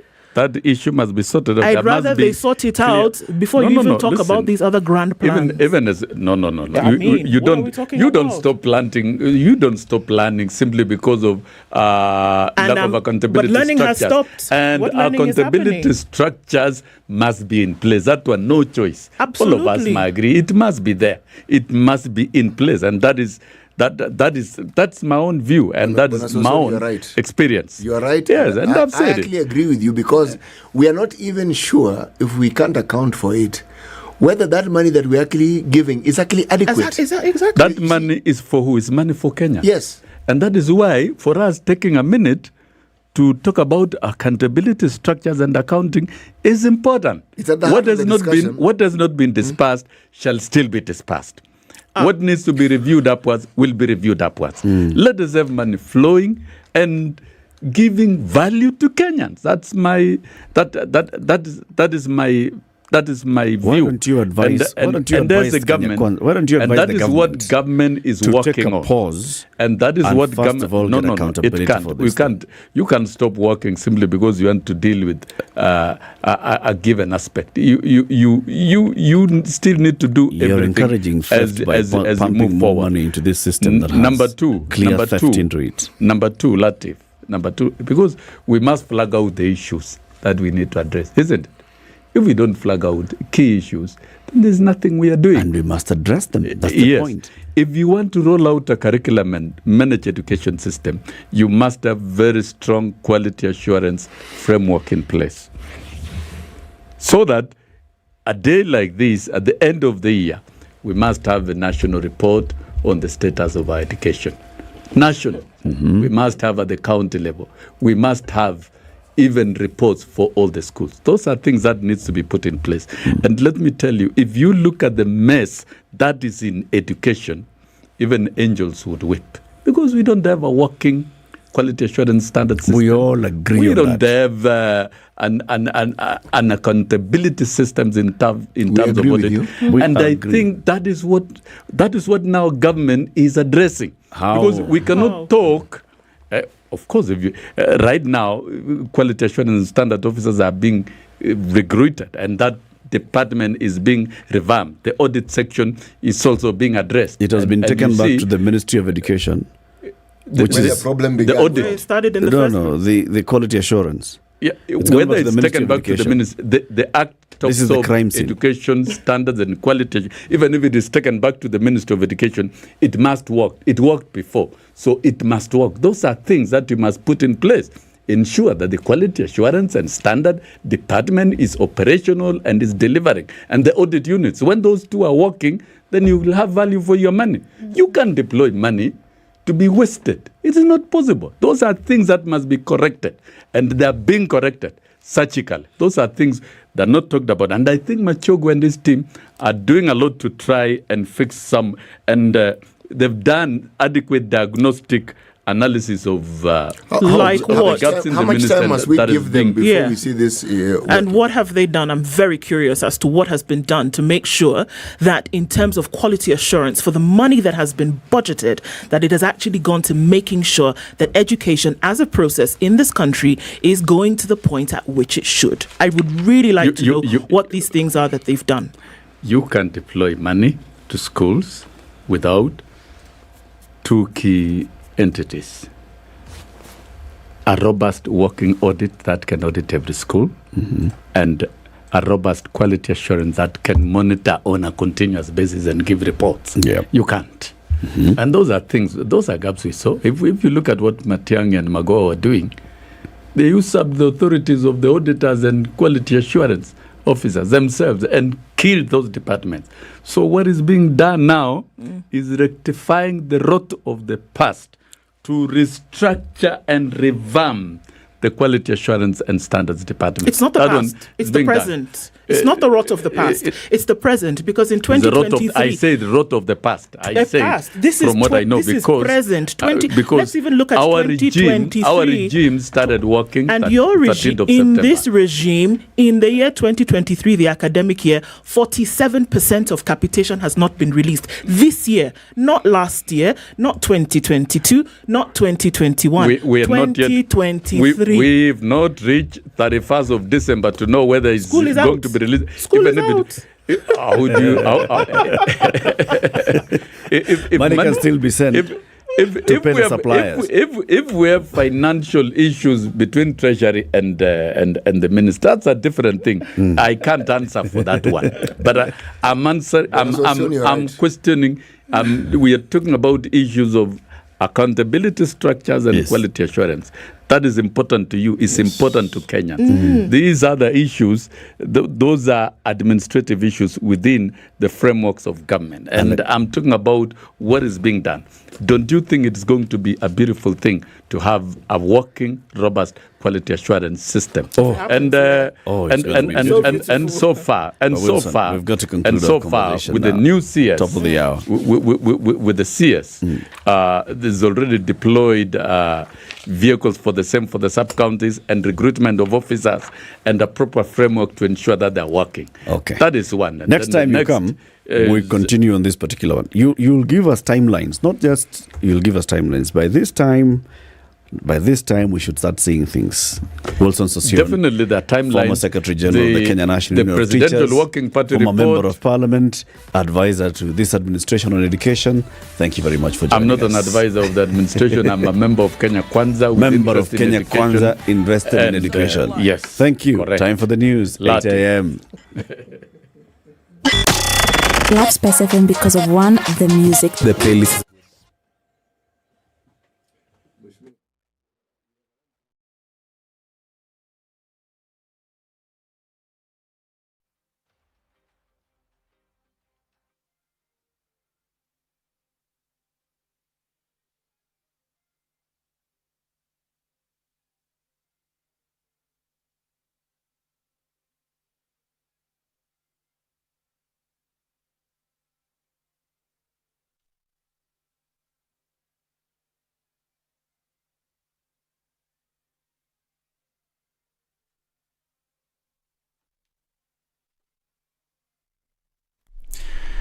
Good morning, this is Newswire. Dennis Aseto.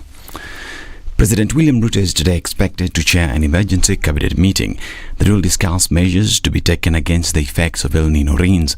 The El Nino warning that the president ignored had resulted in the death of more than 70 people and displaced thousands of others. The counties most affected by floods are Mombasa, Tana River, Kilifi, Lamu, Kwale and Taita Taveta, where deaths continue to be reported. Kila kitu yetu imebebwa na maji, makuku nini, sisi sasa tuko maskini kabisa. Hata sasa hivi tuko hapa, hata ile mbuzi moja ile ulitoa kwa maji hata hatujui maliko. Sisi kabisa ni waathirika ambaye tunaenda tu, Mungu ndiye anajua mambo yetu. Nyumbani haikaliki, ukiwa ndani ya nyumba maji na kufika kwa kiuno. Hapo barabara yote mpaka hata magari saa ile karibu maji ibebe.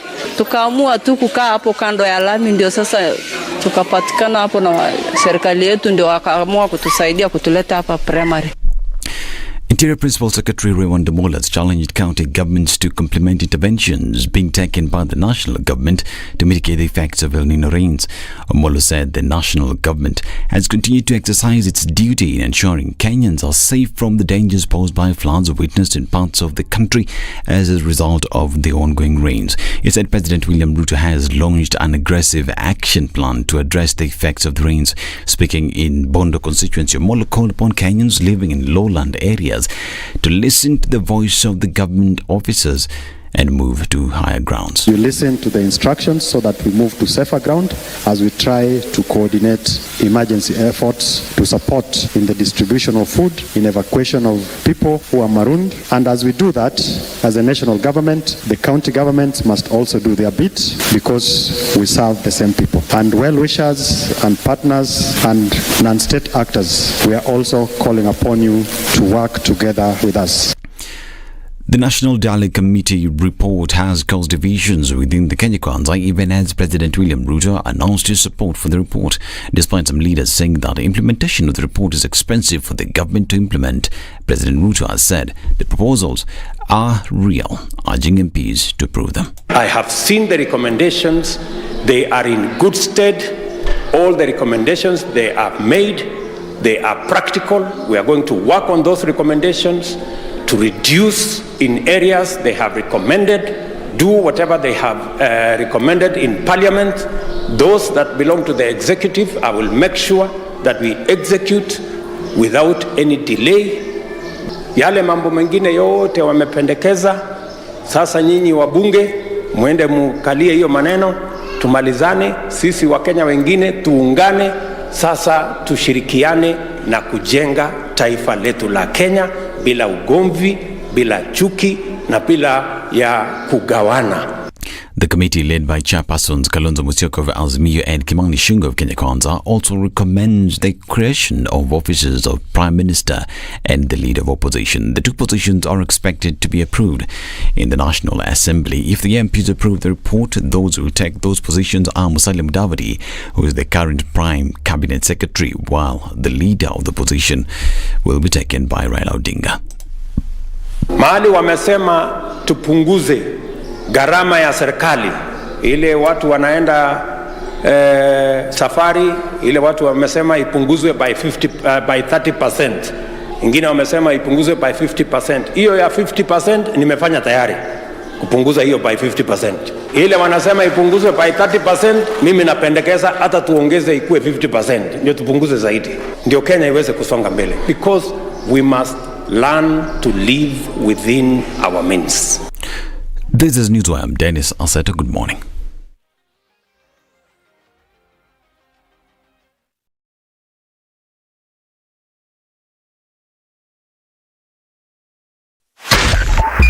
.5 Spice FM, Kisumu.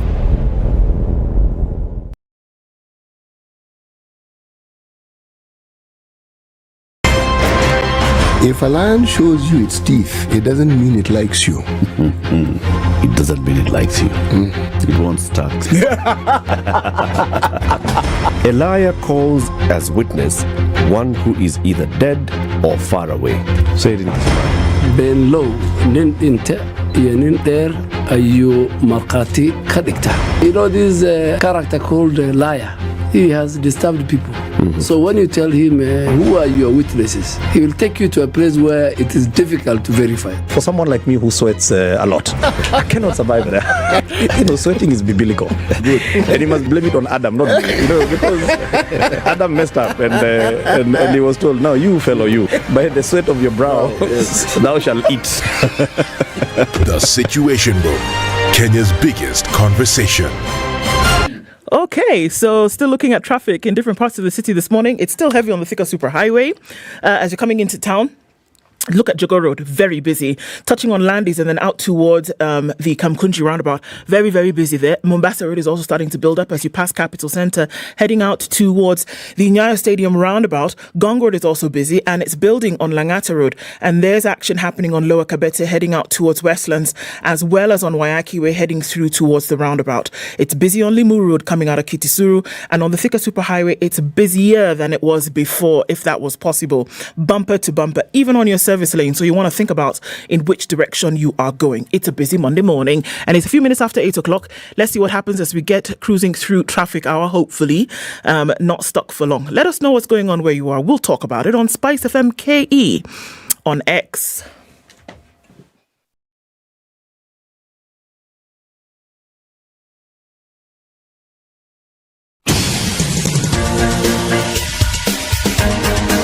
This is The Situation Room, the home of hard-hitting political commentary and penetrating insights about the state of the nation. This is a talk radio experience like no other. The Situation Room, a place for hard truths, debates, and elevated conversations. The Situation Room, witty, political, engaging, deep, controversial. In the room, we have C.T. Muga, researcher, academic, seasoned political observer, a fountain of wisdom in these politically uncertain times. Ndu Okoh, Nigerian by birth, Kenyan by choice, communications expert, Pan-Africanist, a truth seeker and believer in people power, and Eric Latiff, agent provocateur, the man in the chair, seasoned journalist, news hound, a man who believes in punching up, not down.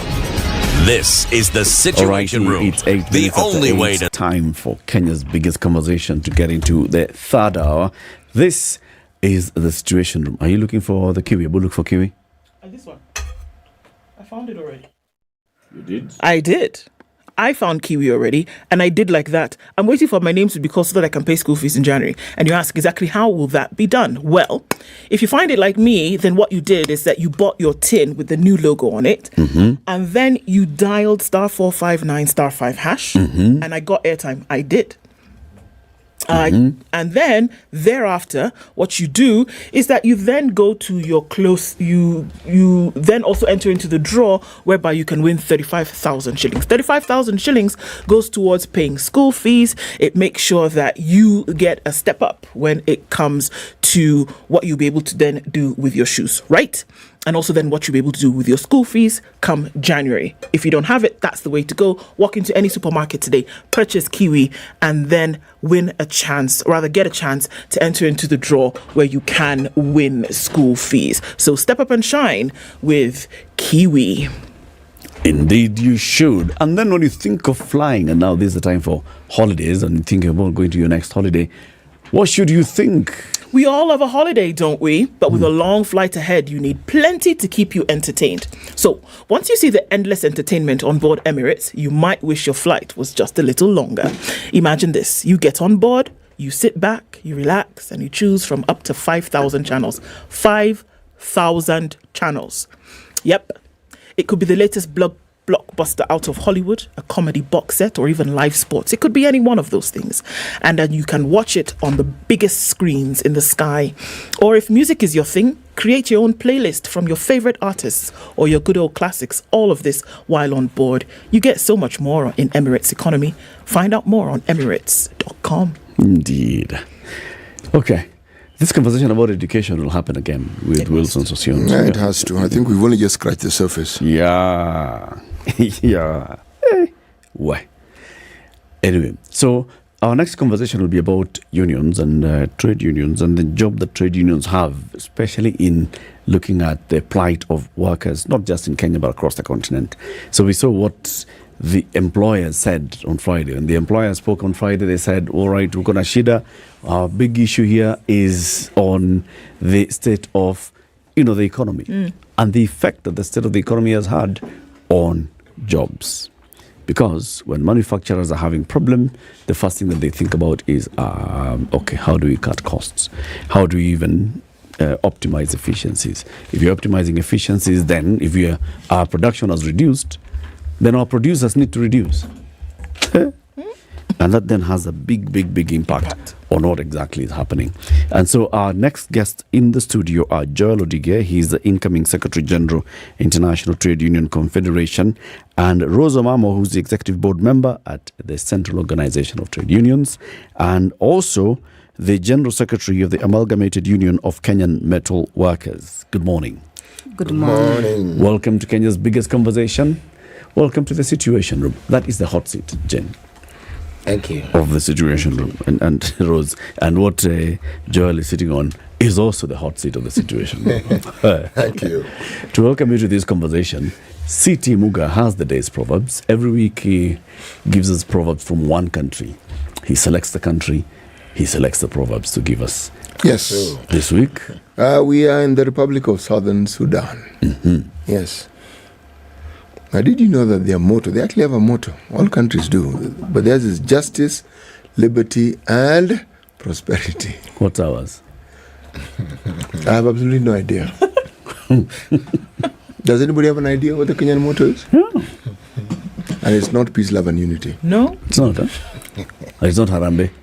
Forget it. Justice be our shield and defender. You know, that is a really good attempt. That one, it means that you have an active imagination. Thank you. It's very good. So the one for South Sudan is? Justice, liberty, and prosperity. Okay. Let our audience come up and tell us what it is they think the Kenyan motto is. Okay. Okay? And then they have an anthem. And the summary, the title of their national anthem, the one you're speaking of, theirs is South Sudan Oye. South Sudan Oye. Yes. Really?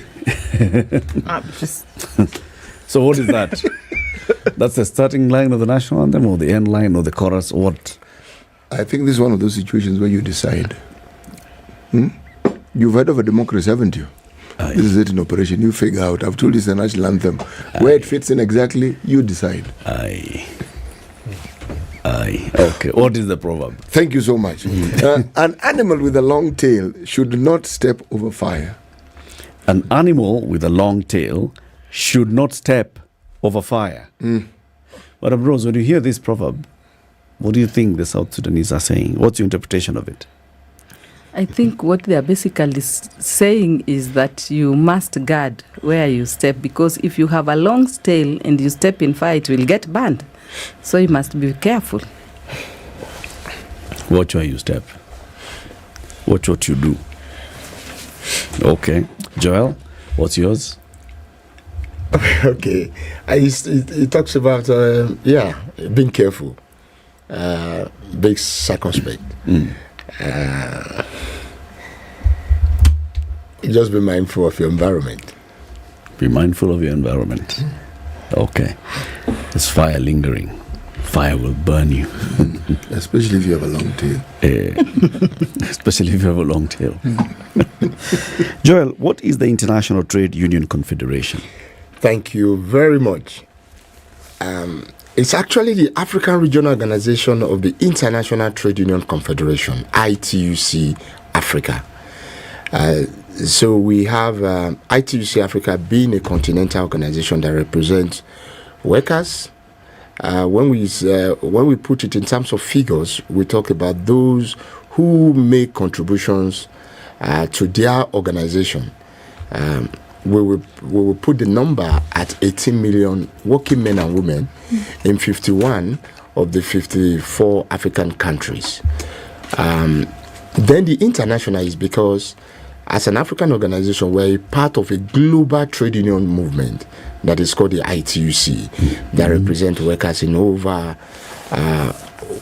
about 196 countries and territories, with over 230 million global membership. So the ITUC Africa is the organization, the voice of working men and women on the continent, headquartered in Lomé, Togo. And so who are the members per country of ITUC? Like in the case of Kenya, Excellent. Is it KOTU? Excellent. It is KOTU. So not individual unions, but the confederations. National centers. The national centers for unions then join the ITUC Africa. Excellent. And then are they also automatically members of the ITUC, or do they have to be ITUC Africa members, and then ITUC as a corporate entity then becomes the member? And a good question. So you try to do a bit of your research on our organizations. That's good. They are member first of the international organization. Then they are also member of the ITUC Africa. And then in terms of their contribution, they also contribute to the global organization and the continental organization as well. And as you have rightly put it, these are organizations at the sectoral levels that are joined together nationally, and then they affiliate to a continental organization and an international organization as well. Rose Omamo, for instance, is General Secretary of Amalgamated Workers Union. So she's from the extractive industry wide sector. The way we organize ourselves is that Rose will be with a global union. We call them Global Union Federation. And Rose is the Vice President of Industrial All Africa. And then, of course, Rose Union is affiliated to KOTU. So it is KOTU we will deal with. When we see Rose, we see KOTU. We don't see Amalgamated Workers Union. I see. Yes. Why is it important to be a member of all these things, Rose? It is very important to be a member of all this because first, we look at defending workers' rights. And when we are defending workers' rights, we do not only defend at the country level, but we want to defend workers' rights at the regional level and even at the global level. And therefore, it is only imperative that you affiliate to international organizations so that you can have a voice at the regional level, but also at the global level. We realize that workers' issues are the same everywhere. what a worker in Kenya is experiencing is the same as what a worker in maybe South Africa is experiencing. And it is the same as what a worker in Germany is experiencing.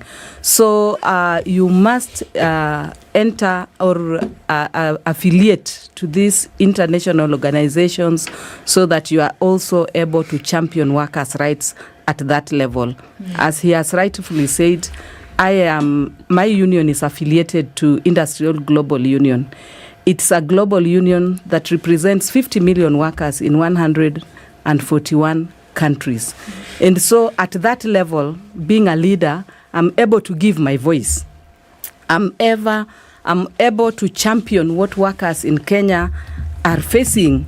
And if we need a global voice, then we come together, ITUC at the global level, at Africa level, industrial together, and we stand together in unity and in solidarity and defend workers' rights and articulate their issues, but also make sure that we are there as a voice to the voiceless. So, if I understand what you're saying, what the two of you are saying, you're saying that this employer who employs these workers doesn't necessarily look after the interest of the workers. They do look at the interest of the workers.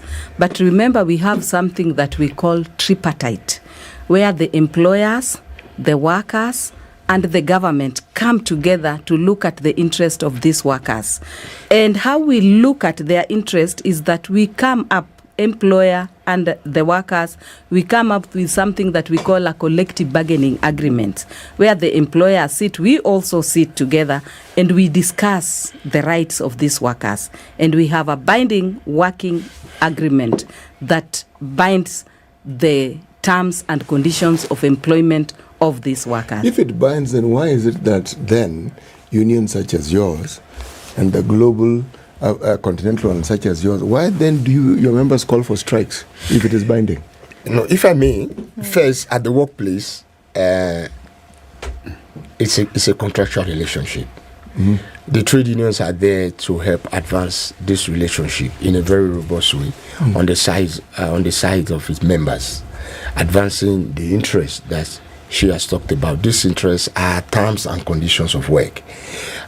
Employers do their bit to bring workers as much as bringing other productive factors together to get production going. And as we say, you cannot have the wheel of productivity or production if you don't have the brains and the muscles which the workers bring to the work. And oftentimes the distribution arrangement is where you find the crisis in terms of who gets what, how. And our role is we then need to have more discussion, more understanding on how this issue, these distributions are done. Workers do not just go on strike. Strike is not a tea party. It's an instrument of enforcing a relationship mutually for both parties. The moment you're enforcing a relationship, does that relationship actually exist? It turns that just like you are also in a social relationship, even with your spouse, there will be tensions, there will be disagreement, and every time that happens, you always talk.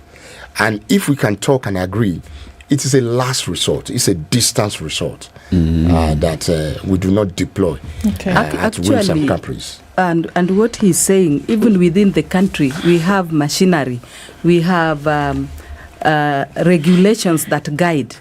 And when the relationship is not working, parties can still come together to dialogue. We actually advocate for social dialogue, whereby we can sit on the table, discuss our issues, agree upon them. Of course, in a relationship, there must be some disagreement in opinion, but that cannot be personalized.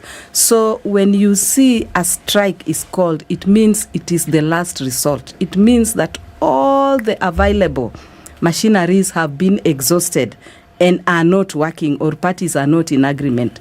That is when we call for that. Okay. But even when a strike is called and parties are willing to sit, negotiate, talk and deliberate and agree, it can never take place. So it's not really that we want to call for strikes, but it is a last resort if there is no solution to our issues. So before we look at some of these issues that would probably be brought to the table.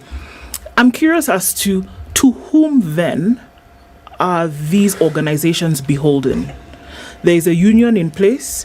Is there a universal law that has been ratified by organizations to say, yes, if there's a union present, we will do as you say?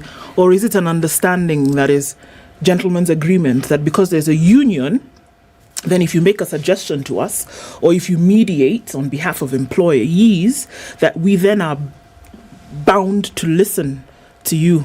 Or is it, just we know that they're there, all right, we don't want them to make too much noise, so we'll do what they say every now and then? What's that relationship then? And why or should an employer actually say, yes, the unions are there, so we must be careful how we operate? Or is it just a kind of like a mutual understanding that we want to keep things in check? How does that work exactly? Okay, first is in terms of who they are beholding. Society is governed by law and order. So we hope. So I use Kenya like any other democracy on this continent. Our ground norm is the Constitution, and the Constitution talks about freedom of association. When we see workers' rights come under attack, we are always quick to remind politicians that you are a member of a political party and you belong to that political party on the basis of the Constitution that gives you the right to associate. So when there is freedom of association for all, then the basics is that you must be able to, govern your own internal processes the way you want. In terms of how did that happen within the workplace, is the understanding that if you want a productive environment, you must do the needful. Kenya, like every other country, there are members of the International Labour Organization, which is the oldest UN system in the world, 1919. And as we speak, today is headed by an African for the first time after over 100 years old organization. Presupposes that when we come there, and that's where my comrade sister talked about tripartism, when we come there as workers, as employers, and as government, because it's a tripartite, three structure layered governance arrangement, the idea is that we are all making rules, laws, policies, programs in agreement to improve governance in the workplace so that industrial harmony can take place. Our interest is that we contribute to wealth creation. At the end, we should have a fair share. Whatever brings crisis within the work arrangement is always the denomination is distribution. It's how what is baked is shared. That's where you have the crisis. And we are saying, as a workers' representative, we are not asking for too much. It's like, the normal thing we say within the crisis of African's governance arrangement, our people are not asking for too much. They're only asking for the basis to make things, life go round. But you find that oftentimes these things become like rocket science for our leaders, and we wonder why is it so difficult? Why do you think the other two parties view it as too much? Interest differs. First is business own it to itself to make profit, and that is fine. But at the point of crossing the red line is when you begin to see profiteering as an interest, and then you want to grab everything, and then you see those who really make the contribution, you see them as just a tool at your beck and call, that these persons are just mere commodities. And we are saying labor is not a commodity. These are humans, and they have needs that must be attended to. For government, oftentimes, as a player, if the state is not captured, you might see a government that is fair. But when you see state capture, not the way I hear it in Kenya, because I've come here in the last few days and I hear state capture, and the narrative I get is not the way I see it, to understand. I don't want to be misunderstood within my state capture in the Kenyan context. I'm saying when the state is then seen to be independent and protective of all, then it becomes a fair arbiter for industrial relation space. And don't forget, the state itself is an employer. It's actually the biggest employer. And so the state is expected on its own vision and what it needs for itself to also be seen to be responsive to the needs of its own employees so that it can continue to effectively oil its own machinery to get its desired outcome for its people. And also maybe to bring my sister to speed, just to come to local where we are in Kenya. We have 5 sets of labor laws that guide the kind of agreements that we make. But we also have the Industrial Relations Charter that also guides this kind of agreements. And when we talk of parties coming together, they do not just come together on blue, that they woke up in the morning and the union is there and is demanding A, B, C, D. We do something that we sign a recognition agreement, where it is a kind of a marriage, entering into a marriage between the union and the employer, and saying that the two parties have come together to agree on how they will work together. So that then sets the rule of some of the things that we do when it comes to collective bargaining agreements, when it comes to setting those terms and conditions, but also based on what Comrade Joel has just alluded to, which is the setting up of international labor standards. And if you always hear every May of every year, you hear that the government, the employers, and the workers have gone to Geneva to put in place some standards of laws. And those are the laws that also guide all this relationship that we are talking about. Let's take a break. It's an interesting conversation at 8:30.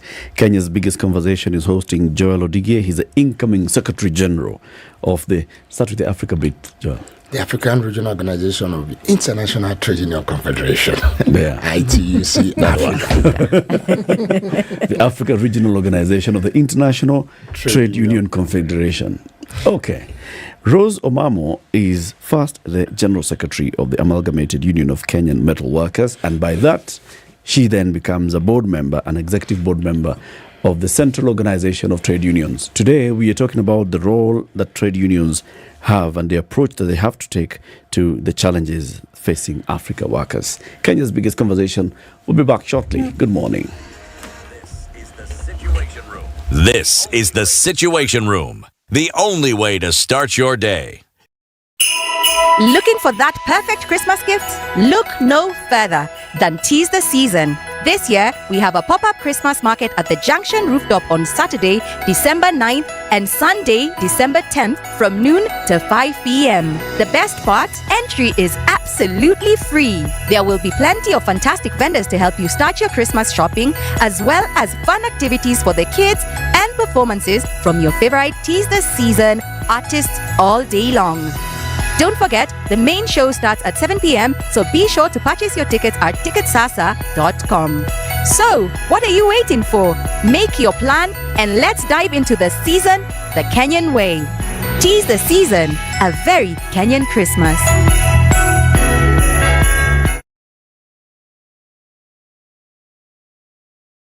Safaricom has introduced a youth platform which is giving customers freedom to choose what products they prefer, how much to spend, and surprisingly, even the validity period. Join me, Yolanda Mulwa, and DJ Absolute every weekday from 11 a.m. to 3 o'clock to find out more. Get hooked and tap into Vision Yako. Connect, grow, and do more. Cloudy conditions, a chance of a drizzle in Nairobi this morning, 17 degrees. We'll see highs of 24 through Monday. Sunny at 17 in Nakuru with highs of 24, and we'll see highs of 25 as well in a mostly cloudy Nyeri at 15. Partly sunny conditions in Eldoret with highs of 23 and lows of 12. And we're looking into a mostly sunny Mombasa, 25 with highs of 31. We'll see highs of 31 as well in a partly sunny Malindi at 28. Kisumu this morning is sunny at 21, and 20 is what it is in Kakamega, where it's sunny going to highs of 26. Looking into a mostly cloudy Kampala at 20 with highs of 26, and Dar es Salaam will see highs of 32, where it's mostly sunny at 25. Sunny in Johannesburg at 24, going to highs of 31, and Mogadishu is cloudy at 28 with highs of 32, and we'll see highs of 24 in a sunny Addis Ababa at 13. It's mostly cloudy in Lagos at 24 with highs of 30, and we'll see highs of 31 in a cloudy Kinshasa at 24.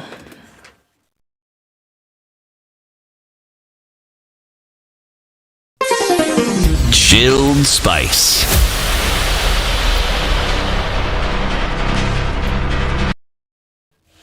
All right, quite busy in the city this morning. On the Thika Superhighway, bumper-to-bumper traffic, it is heavy all the way through to Survey, out then towards Muranga Road. Most of it seeping towards Muranga Road for now. Wangari Maathai is free and clear. You want to use that. Getting the long way through the city past museums and then out towards Huru Highway. You want to think about that because it's a mess in the other direction. Waiyaki Way coming up through Westlands, that looks okay for now. We're not looking at too much happening on James Gishoro. There's actually some traffic as you get over the drift. Past Strathmore and Zimmer Springs and then out towards Waiyaki Way at the junction. So that's pretty busy. Lower Kabete is also piping right now, as it is on Kitisuru coming through towards Limuru Road. So that's all pretty busy. Let's keep an eye on things. Still moving at some point. Let's talk Spice FM KE on X. Welcome to Spice FM, the best exclusive radio station bringing you the best mix of the best music ever. Mature, intelligent talk every morning. Spice up yourself.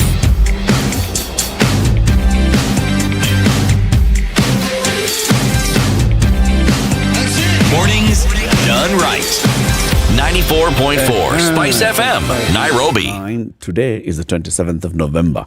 The 2nd of December is coming. Big things happening, city. Well, let's say things couldn't get bigger. Okay? There is a festival in town at the Nairobi Polo Club. And guess who is coming? The who here isn't one person. The who here is several people. It's many. Many people. For all music lovers. Let's start with the one person that you're all likely to know. Bilia Bell. Then let's get to somebody that is also extremely well known. Fere Gola. Then let's talk about Nomsebo Zikode.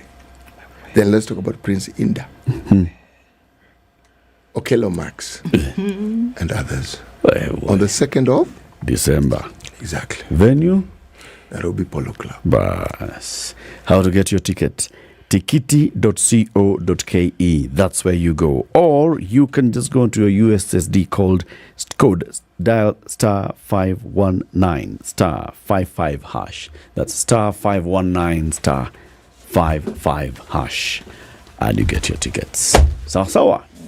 Conversation continues about trade unions and the role that they have to play in facing and addressing the challenges of workers in Africa. Rose Omamo, Executive Board Member of the Central Organization of Trade Unions, and Joel Odigie, who's the incoming Secretary General of the African Union. Again, say again. You know, it's better when you say the African Regional Organization of the International Trade Union Confederation. Yes, bringing together the various national centers, trade centers, which then come into trade union centers. Trade unions. Trade centers. The union is important. The union is very important. This international confederation. Okay, first of all, I can see the value of a union to its workers directly. For example, your union, the Amalgamated Union of Kenya Metal Workers, represents workers directly. Yes. Goes to the employer, and you sign the recognition agreement. And so you are representing your workers directly to their employer in the context of the employer.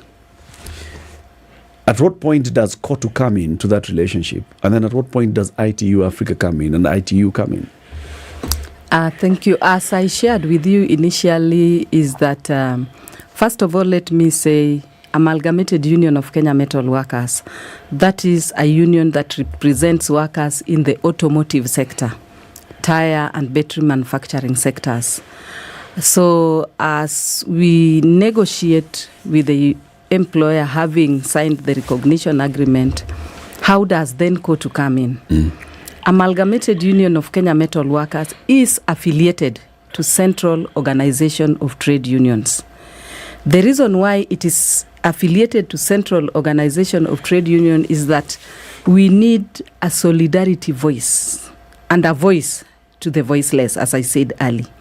So when Amalgamated Union of Kenya Metal Workers has a dispute like what we have said that cannot be resolved between us and the employer, KOTU is able to come in to also interject on the same. KOTU will also highlight so many issues which are of the national interest, looking at the overall. So KOTU is like an umbrella for other trade unions. We are 47 affiliates that are affiliated to KOTU. Therefore, when Dr. Francis Atwoli speaks, he speaks for all the trade unions, not unlike when Rose Omamo goes to speak and speaks only for Amalgamated Union. Of course, my being at the board level, I would also speak for the other unions. But we believe in individual voices and we also believe in collective voices. So when it comes to collective, we come together as a body, which is now the umbrella, which is now the Central Organization of Trade Unions, that will now is the most represented organization for workers in Kenya, that will now speak for the entire workforce in Kenya. Broadly. So broadly. Then KOTU also now, the reason why it affiliates to ITUC Africa is because there are instances that things happening at the regional level. And we need a collective voice at the regional level. That is how the 17 or 18 million that Joel talked to would come together, to voice together as a region, because these are matters that pertain the region. And it goes to that level, to the global level. So that is how we link, and that is how we affiliate. Can you give us an example of where ITUC Africa has come in to help the Kenyan worker by that continental voice, influencing whatever continental policies that would then impact on the Kenyan worker working at a battery manufacturing company in Kenya? ITUC Africa has given their voice in many instances, not specifically in my sector, but I can cite the sector of Wilson Susioni, who just left the studio earlier before us.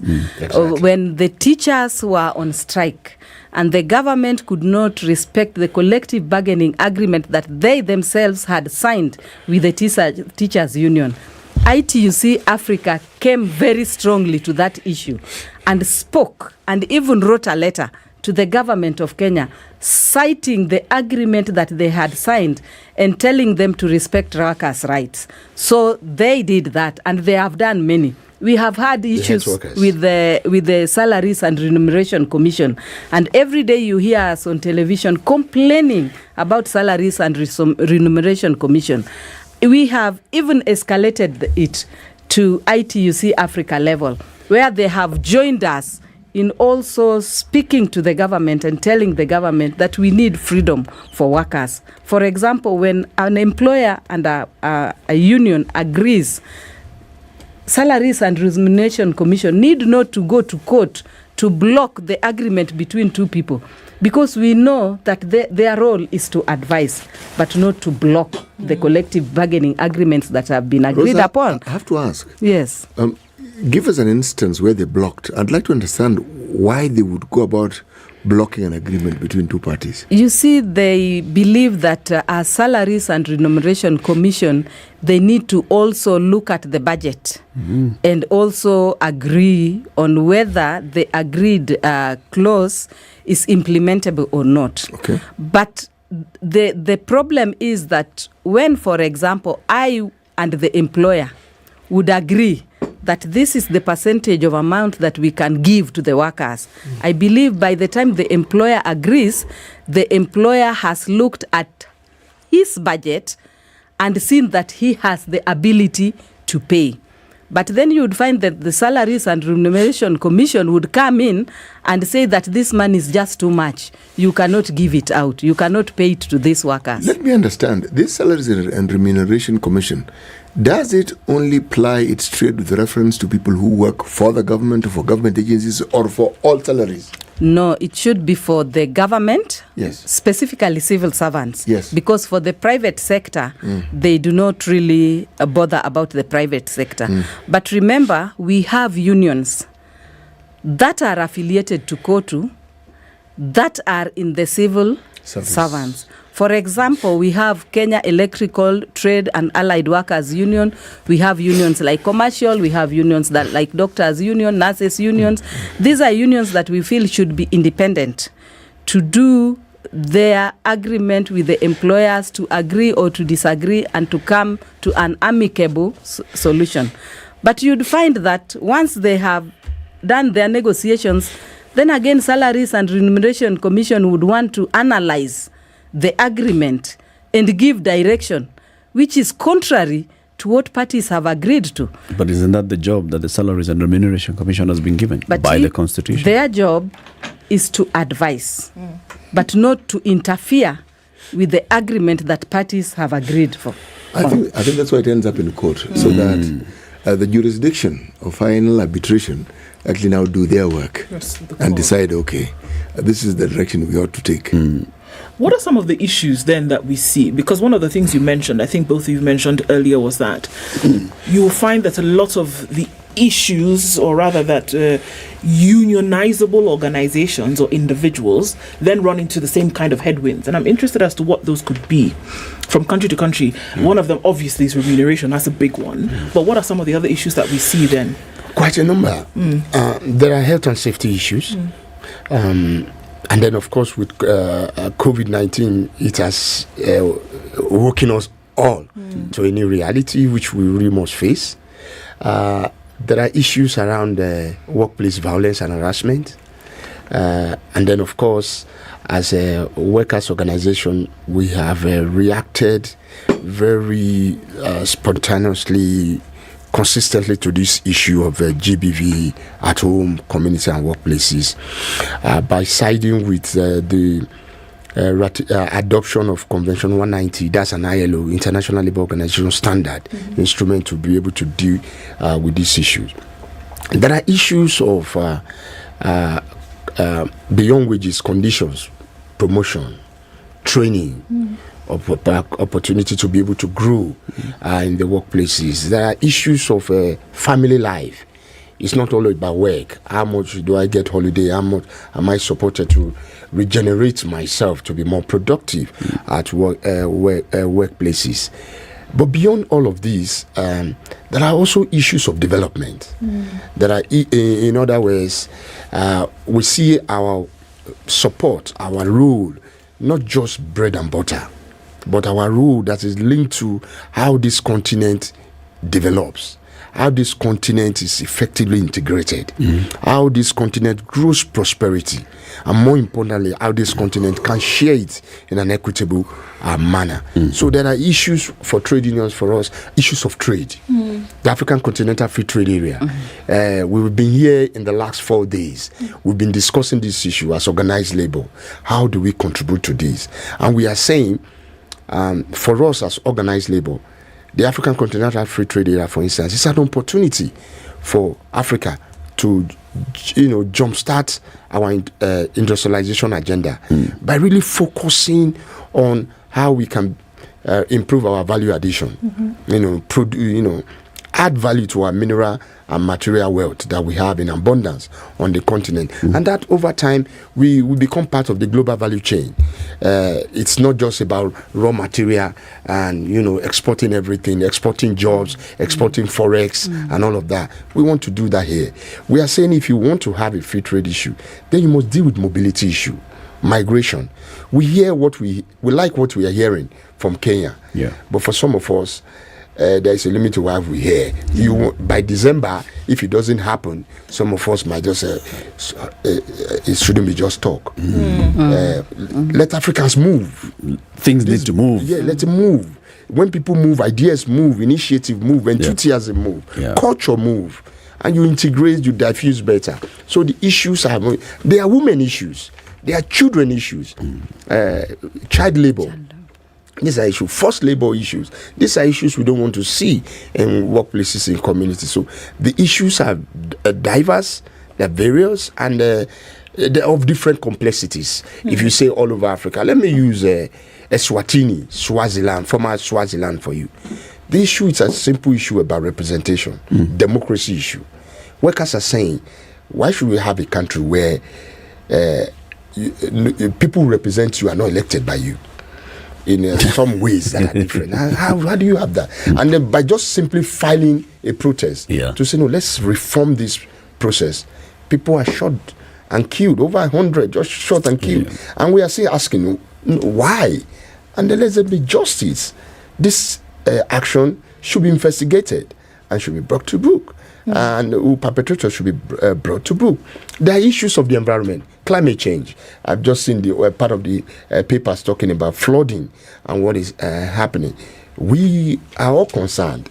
If our environment is taken over, there will be no jobs. Our easy slogan is that there are no jobs on a dead planet.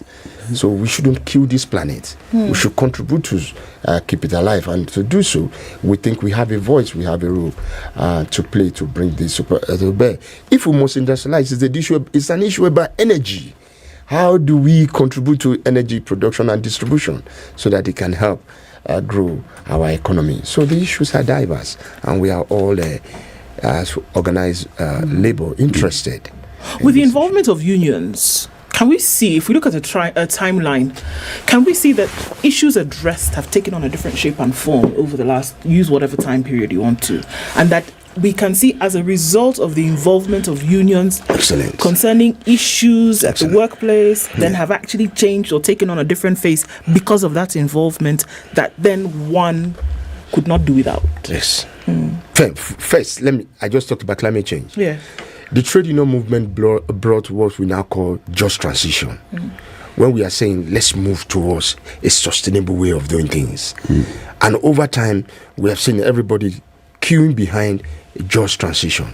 And on the just transition, we have seen increased consciousness on the question of how we should address climate change crisis. That's one. And a lot of persons are beginning. Of course, we are not happy. At some point, we see hijack of that. But in terms of what we have done to bring that is one. On the issue of democracy, and in this country, we are proud of the Central Trade Union Organizations. When this country had its crisis, 2016, 2017, if I'm not right, or 2008, if I'm saying, thank you. We saw the role of KOTU, trying to bring parties together. Let's talk. Let's dialogue. We have been the merchant of social dialogue, and we have been pushing it to say no. By the time we fight, we always end up at the table. So why do we fight if we can talk and have solutions? And we have consistently been pushing for that to happen. I've just talked about GBV. No constituency like the workers' constituency has accentuated its voice on the issue of gender-based violence, because we know who the victims are.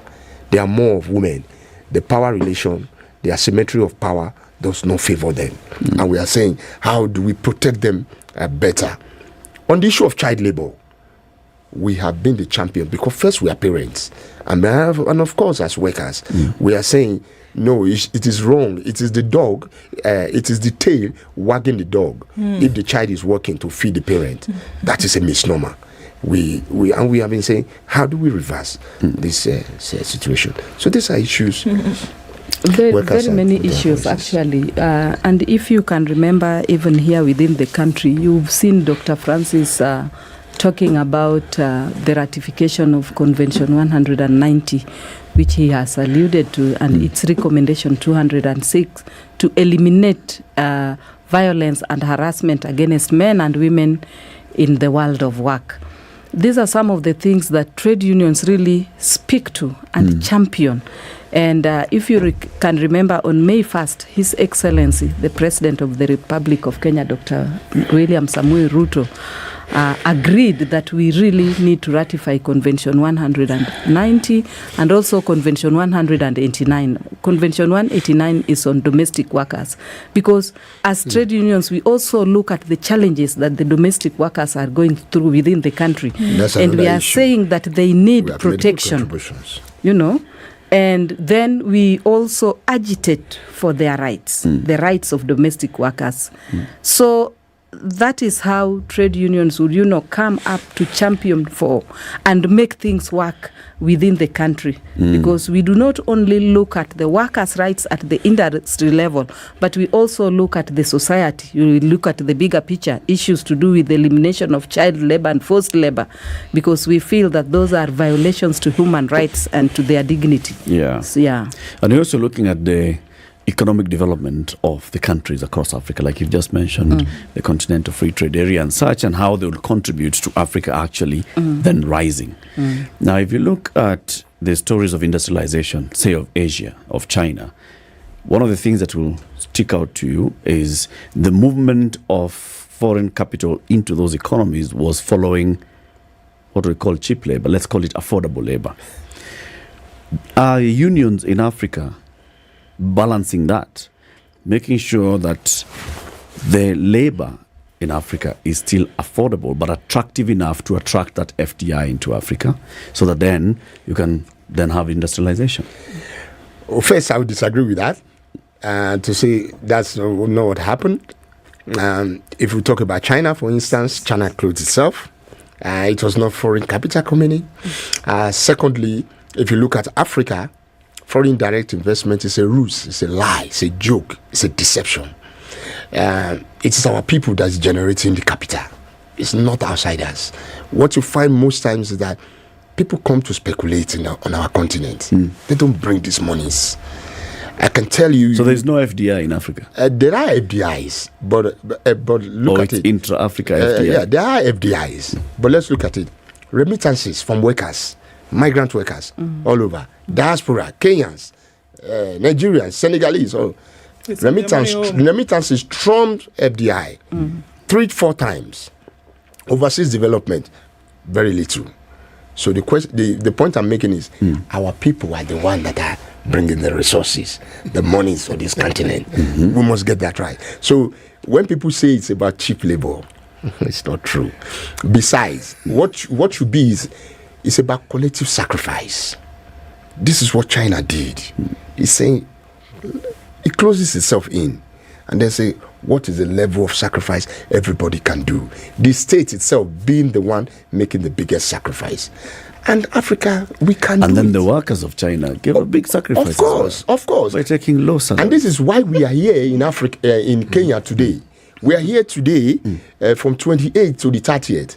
We're going to be having our 5th Delegates Congress under the theme Amuka Africa, where we are saying Africa arise. It's a clarion call to revitalization, to regeneration, to revival of all the ideas that are positive, that are progressive, that we stand for.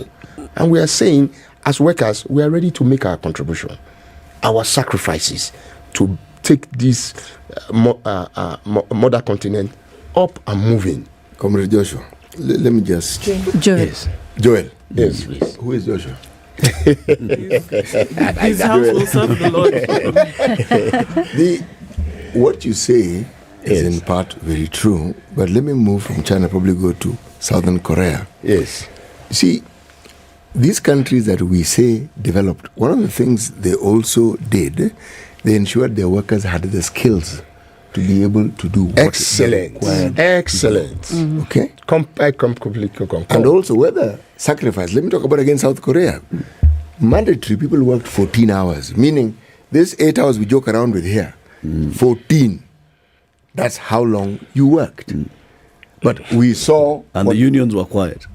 I'm not so certain whether I'm not sure about their position. But if the workers were there, they were unions. But the unions probably complied. The vision was sold and they saw it. Okay. And we saw that outcome. And you're right about China. See, the skilled manpower is an attraction. It's what brings people to you now because they know you are able to provide a service which they could provide in their country, but it will be cheaper, but it is skilled. Now, are we heading in that direction where we are focusing on ensuring that our manpower is skilled? I would say Udugu City. Yes. I will respond to that first by saying African workers are not shying away from making sacrifices. The point you made, and I'll return to it, is a vision. It's the ability to mobilize the people. And when you do that, sacrifice always starts from the top. When the people see the top making the necessary sacrifice for things to happen, the followers will queue behind. And you talked about it, it's important, and this is the thing we are advocating. Let us train our people. Let's give them the opportunity to be able to contribute. We have the energy, we have the numbers. This continent is the youngest. And it's going to be so for the next 30 years. No, even beyond. Beyond. But let's take opportunity. Joel, you're right, but then let's take Kenya. We killed technical schools. We didn't give the emphasis that we should to the technology and science colleges. That's skilled manpower. And you need that for industrialization. So, very fundamental. So even as Kenya, when you talk of industrialization, when are we going to achieve it? When the very foundations we ensured we did not protect.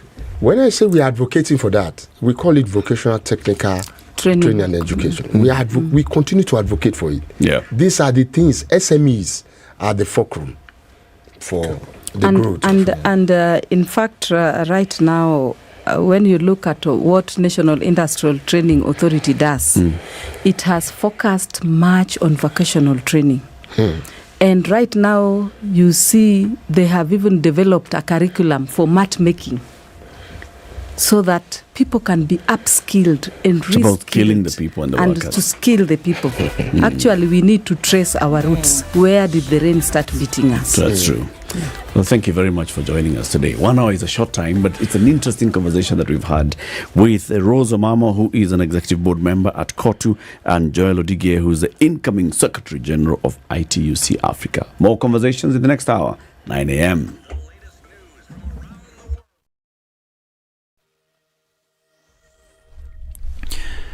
Good morning, this is Newswire Dennis Aseto. Form 1 placement exercise kicks off today amid protests from disgruntled parents and candidates of alleged errors in the 2023 Kenya Certificate Primary Education Examination results. During the release of the results last week, Education Cabinet Secretary Ezekiel Machogu said the selection exercise will take place for 2 weeks to allow parents time to plan for admissions. However, the exercise may be derailed if a section of parents and some school administrators make good their threat to move to court to stop the process if their concerns are not addressed. The affected parents from a private school in Kitengela stormed the Kenya National Examination Council's Mtihani House headquarters in Nairobi, protesting the alleged irregular awarding of marks. They accused NEC of dishonesty and demanded that today's planned launch of Form 1 placement be stopped, failure to which they will seek legal redress. The request to be addressed by NEC CEO David Njengere bore no fruits. And the government has emphasized that the new system for funding college students aims to strengthen services in the institutions. Education Cabinet Secretary Ezekiel Machogu has said that unlike the previous system, the current plan aims to reduce financial problems at tertiary institutions as well as strengthen the provision of services to students. One of the latest reform measures has been achieved through the rollout of the new higher education funding model, which seeks to give students more access to quality education and also free individual universities from the perennial financial challenges that have caused them to pile up pending bills of up to 70.7 billion.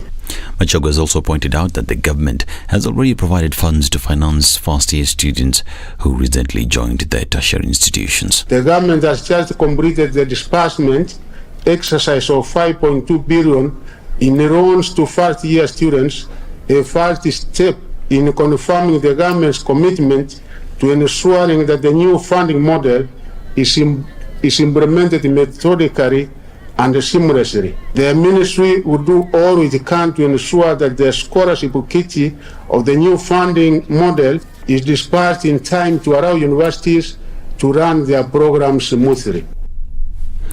Mashogu's statement comes despite some stakeholders in the education sector opposing the new system, saying it discriminates against students from poor families. And just a few days after the National Dialogue Committee presented its official report to President William Ruto and Azimio leader Raila Odinga, the Speaker of Nyeri County Assembly, Okoh, has come out to oppose the report, saying the committee failed to highlight important issues. Speaker Okoh says the main objective of the committee was to ensure that the cost of living is reduced and not to create jobs for political figures.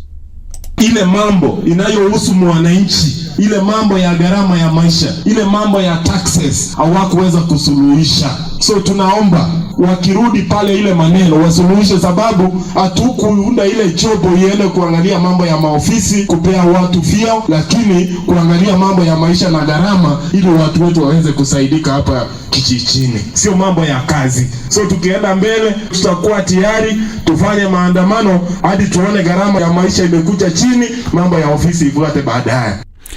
National Assembly Majority Leader Kimani Ichung'wah has called out former Defence CS Eugene Wamalwa over his remarks on the National Dialogue Committee's final report. Ichung'wah said Wamalwa, who has been part of the NADCO process, was present until Friday when he excused himself, claiming that he was set to travel out of the country. He said Wamalwa gave his blessings to other new members of the team to proceed with the release of the report and even promised to append his signature once he returned. And nominated MP Sabina Chege has opposed Azimio leader Raila Odinga's demands that legislators elected on different parties but have shifted allegiance to the government to resign and seek fresh mandate from the people. Speaking in Mugirango West constituency in Nyeri County, Sabina said the call goes against the reality of things even as Raila is cooperating with the government in the National Dialogue Committee. Chege has, however, urged leaders in government to shun early campaigns and focus on serving the people.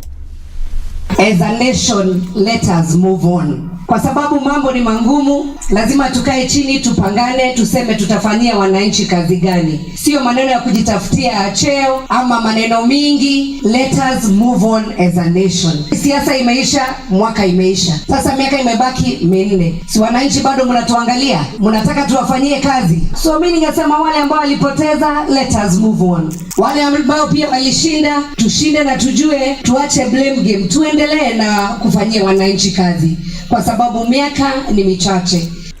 This is Newsworm. Dennis Asada, good morning.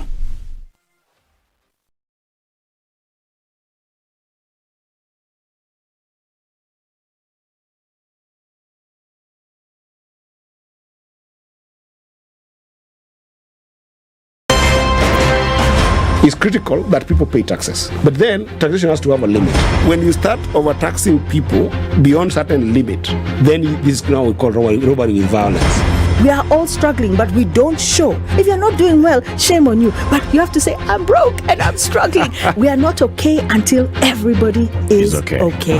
We are pretending to have political parties. Why don't we just be honest? And we say, these are the Luyas, these are the Kambas, these are the Kikuyus, and we find ourselves in Kenya. You know, with politics and leadership, no matter what you do, there will always be a complaint. There will always be the assumption that you're either stealing or you're not doing things right. As a leader, don't fear. If you know you're doing the right thing, you've thought about it, you've got an expert advice, do it, then understand later. This country, we don't need prayers. Prayers is between you and God. Good governance and thinkers who care about the country and not their stomach. That's what we need. 94.4 Spice FM, Nairobi. All right, so traffic, that's continuing. Let's look at what's happening on Limuru Road. Coming into the city is ebbing and flowing, but still pretty heavy as you're coming from your different junctions, coming from United Nations Avenue. But then most of it you'll see as you then approach the city. But it's not too bad. Where it is still pretty heavy is coming off of Thika Superhighway, past Utali. And in that whole Survey Valley area, bumper to bumper. It's quite crazy, actually. As you approach the city, it's also heavy then still coming off of Kiambu Road. Where else is there drama? It's busy coming off of Langata Road. So you're going to watch out for that as you come past the Nyeri Stadium roundabout, heading towards Aerodrome. And also on Raila Odinga, where he's going to meet with what's coming off of Gong Road. So it's busy, busy, busy where everywhere you look. Well, for most parts for now. We'll get out of traffic hours soon enough. We should be able to get up without too much of a scratch. But we'll keep an eye on things. Help us out here as well. We'll talk on Spice FM KE on X.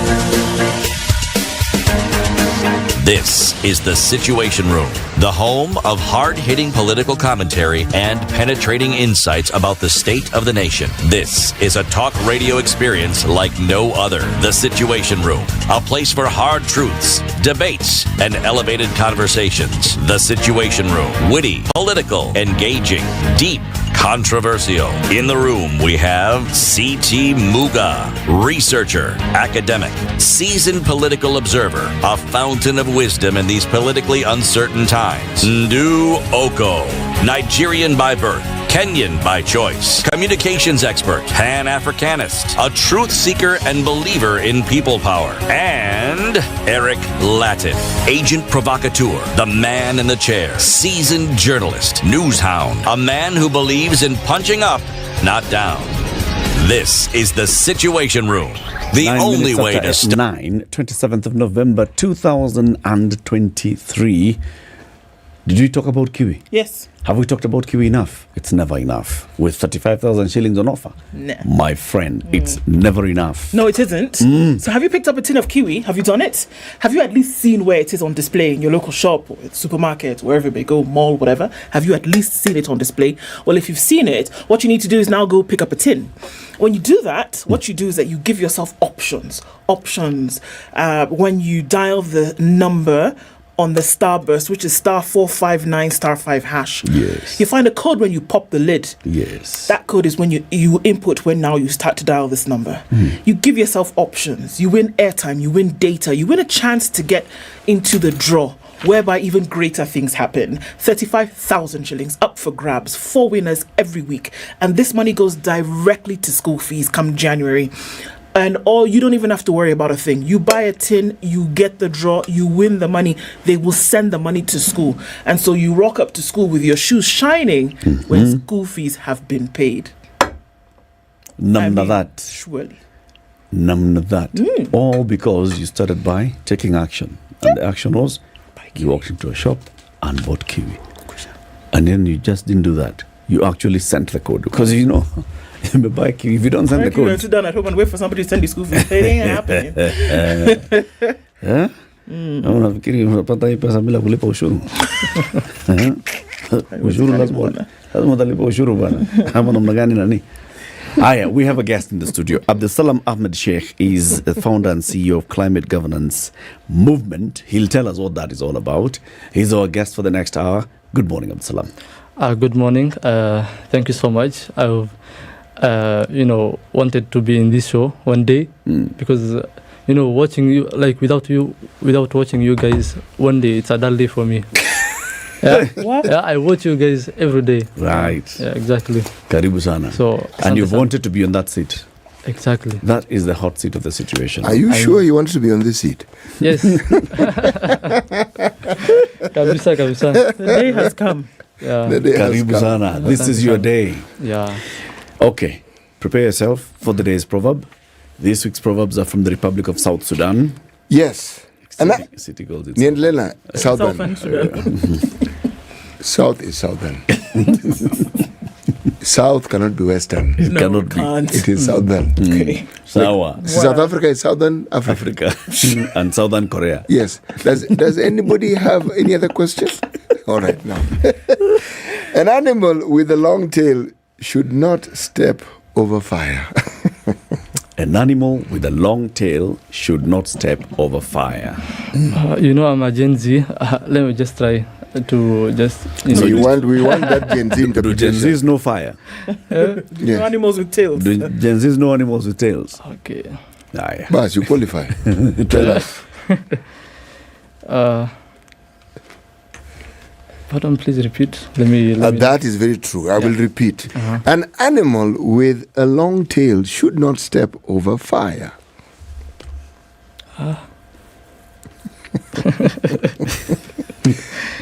Oh my God. Don't belabor it. Just say the first thing that comes to your mind. Simple thing. Simple. The first thing that comes to your mind. What do you think will happen to that animal? Okay, that animal will just get the fire.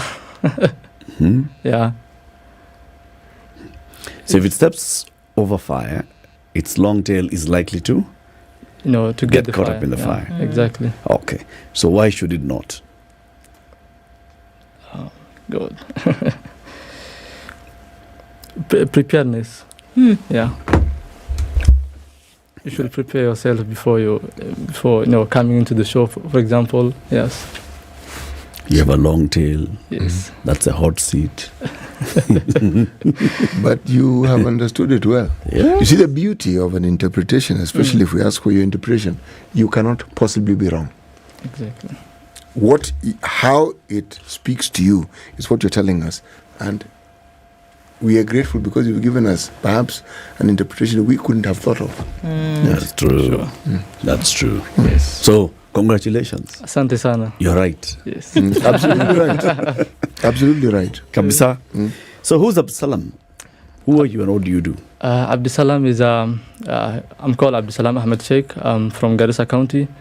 I do international relations. I'm 3.2 at Kemu University.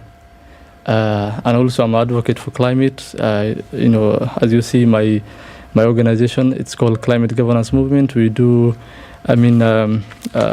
it's a youth-led organization advocating for climate governance and attainment of climate justice at all levels.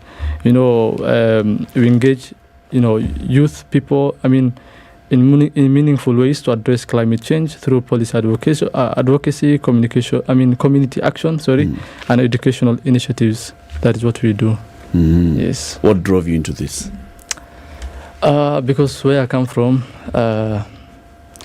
we normally face climate change. Right now, what's happening, the El Nino is happening, it's a climate change effects. So that's what drives me to be in this stage. Yes.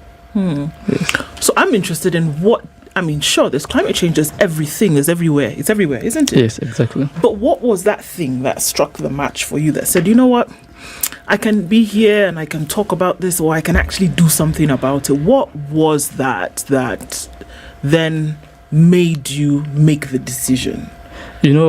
Climate action, when we are talking about climate action, is a vast topic. The reason as to why I've chosen climate governance is that, for example, I've attended the Africa Climate Summit. There is a money that was pushed to county governments. So we need to, put the government into actions. Asking them how they are doing with that money. If they are going it's going in the right trajectory of doing climate, forming Department of Climate Change, all those stuffs. Yeah, that is what made me to be in this stage. Yes. Yes. You grew up in Garissa? Garissa County. Where in Garissa? Garissa Township constituency. I see. Yeah. The river passes just exactly there. Yes. And now the river has burst its banks. Yes. What's the situation like from what you hear? Oh my God, situation is dire. Even the bridge right now lost one pillar, so it's almost like so Garissa is cut off. Yeah, cut off. Example, right now it's cut off from the rest of the country. Even not only Garissa but the entire region. Yes, there is no intervention from the national government until now. It's only the CS defense that, I think the first 2 weeks have done something, distributing foods to Wajir County. We haven't seen any other actions from the national government. Yes. There are those who will argue he is the government. So if you see a CS, you don't get more government than a CS. But let me ask the question. Since your generation, what you've referred to as Gen Zs, I actually don't understand these things, but now that you let me understand it. If you had a voice and you were able to advise the county government, what would you and your Gen Z group have advised the government to do in order for preparedness? Because we were told about El Nino. It's something we didn't know. And your generation are educated. There are people who've gone to school more than the people who preceded you, and more than the people who preceded the people who preceded you. So these are things you're familiar with. what would you have advised the government to do? And now that we have a situation where the rains are wreaking havoc, what would you advise the government to do? You know, right now, El Nino, I mean, it happened. Water is everywhere, you know, submerging, you know, everywhere in the northern, region. But now what we need is the action. We don't need, to push the waters into sujui bla kufanya hiyo kitu ingine hapana. We need, the right actions, like, this is a national government project. It shouldn't be a county government. I think that is the reason I'm asking you is yeah. these people live in a county. The county has a governor. Yes. The governor has a government. Yes. He has ministers. There are MCs. He has an assembly. When people are elected during peacetime, there isn't much for you to do. But when problems arise like now, you are still the leaders. The question I'm actually asking is, what would you like to see them do? Because it's not that they can't do anything. It's not that they're completely incapacitated, because county governments do get money. But it isn't the money for now that I'm talking about. That's why I prefaced it and said preparation, because we knew about it. Because this is not the only disaster. Mm-hmm. When you have a disaster like this occurring, rest assured others will come. The consequences of of these damages right now, the next level ni kukosa maji, Yes, normally long prolonged periods of drought are followed by what we're seeing now. Exactly. And this will be also followed by another prolonged. Yes, exactly. Yeah. So if you are to advise, because your age group are the majority, you are more than everybody who's older than you. How would you advise the government of the county? Because county government is the people's, it doesn't get closer than that. You have MCAs, you have MPs, these are people you can talk to. What would you like to see them do? For example, most of the counties don't have department of that particular, for example, let's say disaster management. For disaster management and climate change, they don't have, most of the majority of them. So if they form that kind of, department, then facilitation will just go on and, curbing the problems of climate and this havoc that we are seeing, El Nino. It can be curbed, it can be stopped. Because there'll be a department that is charged with the duty of making sure that, like a finance, like the agriculture, education and all that. Yes. That is what I can advise. Yes. Should we be focusing our attention on the county government more than the national government, or the other way around? Yeah. Right now, as this disaster unfolds, it's with us here. And what we are seeing, remember, government was warned, was cautioned that this is going to happen. And government is two levels of government. What action do you see that the county governments took? What action did the national government take? Where we are right now, who bears the bigger brunt? A bigger part of the blame. It is, I think, in my perspective and that is the national government, I think, because this kind of problems that comes with a natural disaster, it's for the national government, and not only the national government. This kind of problems, it needs. Even you can go to the neighboring countries to get help. A country itself cannot curb this problem, and the bigger responsibility will lies to I think, in my perspective, that is national government. Yes, this kind of problems that is happening, El Nino and all the stuffs. It's interesting because I think we're also getting to the place where more and more young people, I know you prefaced with Gen Z, are getting involved with what government does, are interested in what government does.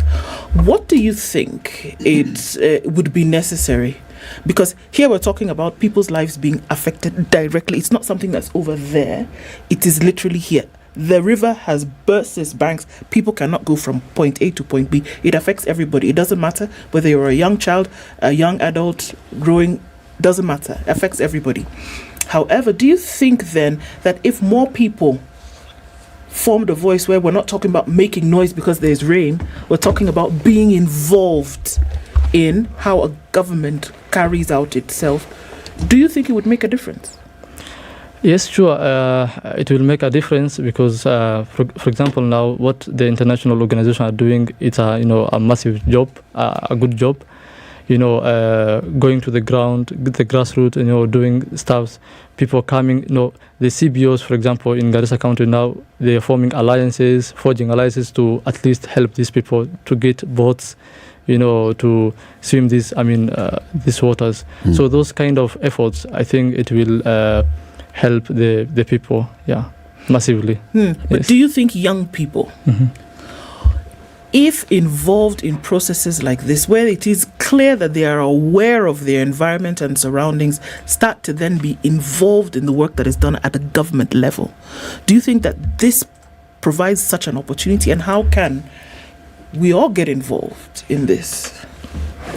So for young people, I think this is a golden opportunity for them, to help their people to know, what kind of person you are. If you have that, that heart to help the people, it will be, it gives you, it will give you back. Like, if you, for example, now 2027, the next election is, coming up. So if, for example, you are youth and you are going to help your people at this, critical stage, then 2027, these people will see your efforts, and then normally they'll give you the votes. So what I'm talking about is that youth, if involved in the processes, whether policies, whether the actions itself, I think it will make a change. Abdusalam, you're in your final year of university, isn't it? Yes. So at 3.2? 3.2, yes. Are you in leadership? In leadership, yes. In university? In university, yeah. Do you think, if you look at your university, you look at your comrades, are people aware? And if they're aware, are they involved, engaged in matters of governance? Yes. In my department, for example, right now, international relations, first of all, it depends with the students. It depends. For example, me, I study international relations and diplomacy. What I do, like, I normally follow like news and matters of climate, matters of governance, it depends with the students.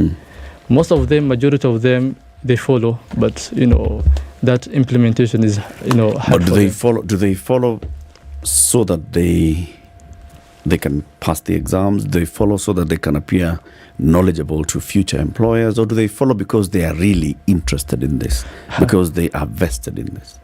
That one I cannot talk about it, because it depends. It's a personal level, but majority of them, they are interested. But I don't know, beyond that, I don't know. Yeah. What do you think? For example, if we look at statistics, in the last general election, the majority of the people who voted are not Gen Z. Yet the majority of Kenyans are Gen Z, right? When the opportunity to register was afforded, and it's constant, even today, you can register as a voter, all right? But when IEBC came up with that push to register new voters, they were targeting the young people, the recently turned 18 and into the 20s and so on and so forth. But they did not even hit that target. That's why I'm going back to the question.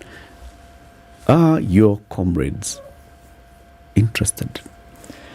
Matters elections, most of the people, the young people, are not interested, because they see that their vote is just wasted, because corruptions everywhere. They don't get like what they deserve to be. They're giving out their vote. They don't get something, a result,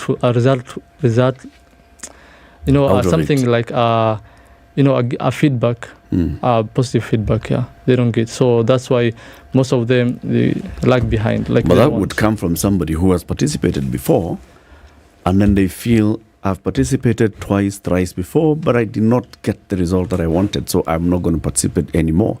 So in fact, if the older people are the ones who are now less interested in voting, you'd understand, you'd use that excuse.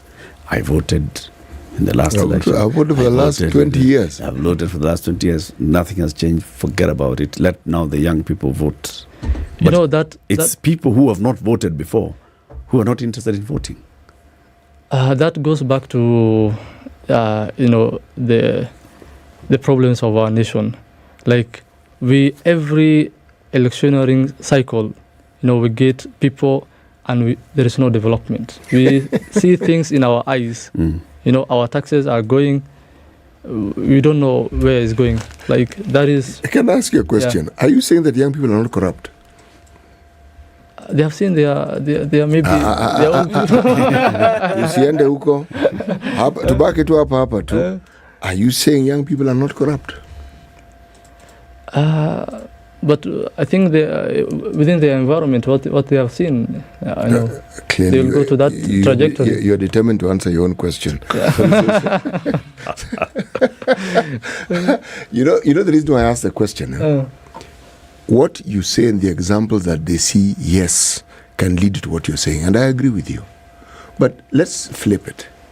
Don't you also see that with your numbers you can actually bring about the changes that you want? Because you are more.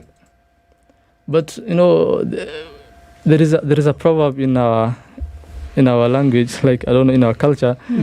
It says like I don't know how to say in English. Say it in your language, then translate it bit by bit. Say it in Somali, then translate for us word by word. Wanasemanga ratiga dambe wuxuu leeyahay sanqaadka ratiga hore. It means like these young people that now you are seeing, like sayunaona, like they follow the footsteps of their elders. Their elders, yeah. So are you saying that even though, okay, yes.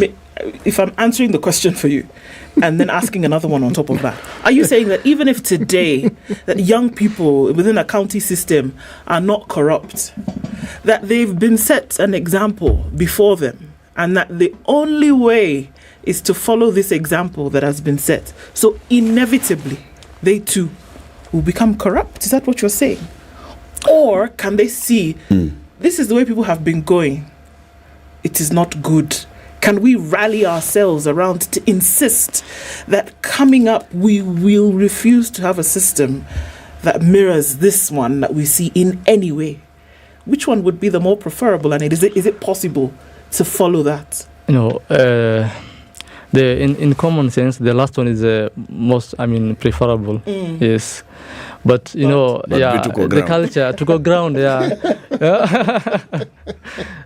You have no choice but to fit into the mold that has been presented. Exactly. Really, there's no choice. There is alternative to do. Is I believe that, but to go ground bado wanasemanga vitu huko ground the difference. Yes. Yes. Let's take a break. The conversation continues 9:30. Abdusalam Ahmed Sheikh is a university student. He's also a founder of Climate Governance Movement. He's here this morning talking to us about what young people are saying, and also from his own home region of the Northeastern. He'd like the government to do more with the ongoing drought and the escalating situation. He'll tell us more about that after this break. This is the Situation Room, the only way to start your day. Fly better to your dream destination with Emirates. Whether it's seeing Big Ben and the famous red buses in London, family adventures in Dubai, or discovering ancient wonders and bazaars in Istanbul. But remember, it's not just about where you're going, it's also about how you get there. Fly Emirates and start your holiday with delicious regional dining, complimentary drinks, outstanding service, and award-winning entertainment. Fly Emirates. Fly better. Safaricom has introduced a youth platform which is giving customers freedom to choose what products they prefer, how much to spend, and surprisingly, even the validity period. Join me, Yolanda Mulwa, and DJ Absolute every weekday from 11 a.m. to 3 o'clock to find out more. Get hooked and tap into Vision Yako. Connect, grow, and do more. Some very nice, mature music. They really took me back to my days, and I can just feel again and enjoy the vibes. Spice. I'm a big listener of Spice FM. You play the best music. This is 94.4 Spice FM. All right, partly cloudy conditions in Nairobi this morning, 19 degrees with highs of 24 and lows of 15. We'll see lows of 14 in a sunny Nakuru at going to highs of 28. 25 will be the high in a partly sunny Nyeri at 18, and at 16 Eldoret is partly cloudy with highs of 23 and lows of 12. Mombasa sunny at 27 with highs of 31, and we'll see highs of 31 in a sunny Malindi at 28. 24 and sunny in Kisumu with highs of 27, and at 22 Kakamega is sunny going to highs of 26. Kampala mostly cloudy after the morning rain with highs of 26 and lows of 18, and Dar es Salaam is cloudy at 28 with highs of 32. We're looking into a sunny Johannesburg at 25 with highs of 32 and lows of 19. Mogadishu is cloudy at 28, and Addis Ababa is sunny at 17. Sunny, cloudy conditions, in Lagos at 24 with highs of 30, and we'll see highs of 31 in a cloudy Kinshasa. It's 10 degrees and now partly sunny in Beijing Monday afternoon with lows of -4, and London is cloudy at 10 with Paris cloudy at 4. 10 degrees and mostly cloudy Sunday night in New York. Coming into Monday, highs of 11 and lows of 0.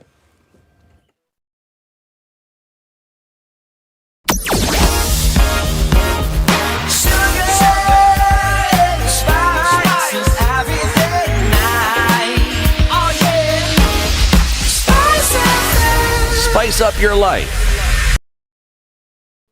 All right, out of traffic are more or less, but we're still looking at a little bit of it left on right out Way going to the city, and it's heavy then coming in from our aerodrome through towards Uhuru Highway. Jogoo Road still continues with busyness going towards Landis, and it's reduced significantly round about that Kamkunji area. Coming off a thicker superhighway, we'll still experience some bumper to bumper just past Survey, and then as you touch on the Muthaiga Square coming in from Kiambu Road, some of that still left. One to watch through the day and talk to us through it on Spice FM, KE on X.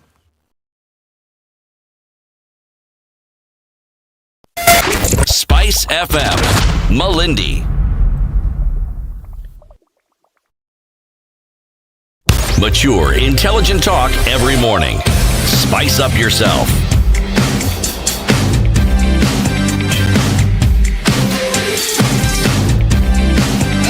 Mornings done right. 94.4 Spice FM. Sheikh is a university student, founder and CEO of Climate Governance Movement. So you say that proverb again in Kisomali. Even my Somali is not it's not good. You but say it. Yeah, it's not good. Afraid to say it. Yeah, wanasemanga ratiga dambe wuxuu leeyahay saanqaadka ratiga hore. So Ratiga is the young people. Ratiga in English is the camel. Okay. The younger camels wanasemanga they follow the footsteps so of the calf will follow the footstep of the mother. Exactly, yeah. Okay. So this is the same thing that you're saying, like we're seeing young people doing, yes. Right? Just the younger ones following in the footsteps of those before them, those ahead of them.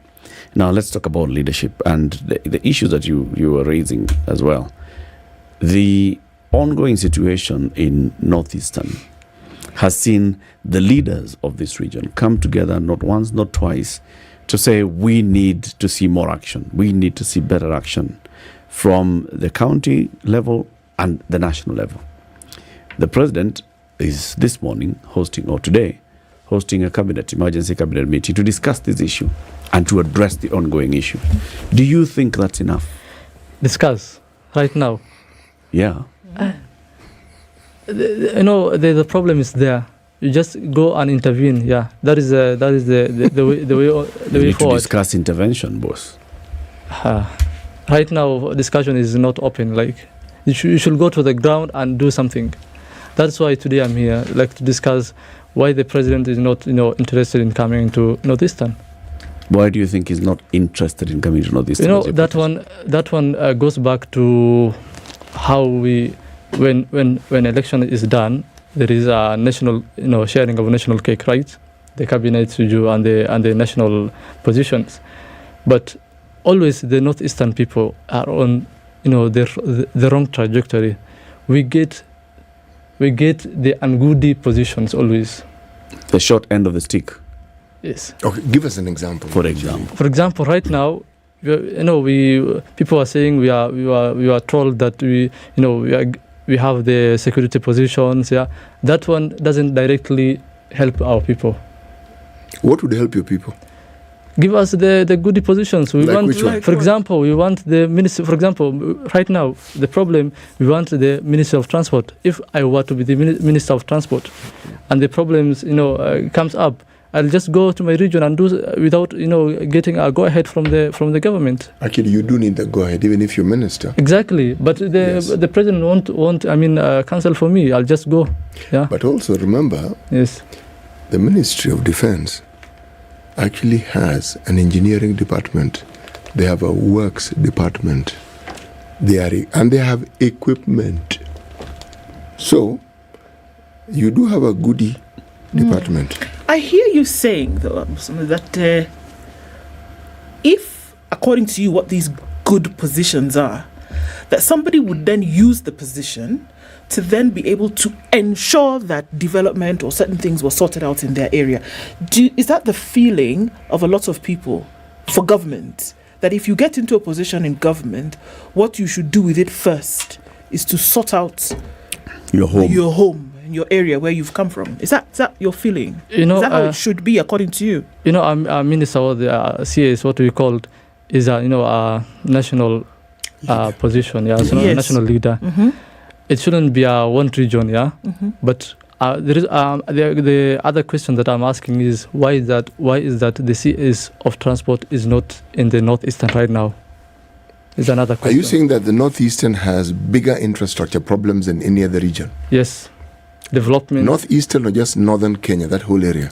Northern. I mean the entire northern, but specifically the northeastern, the three counties.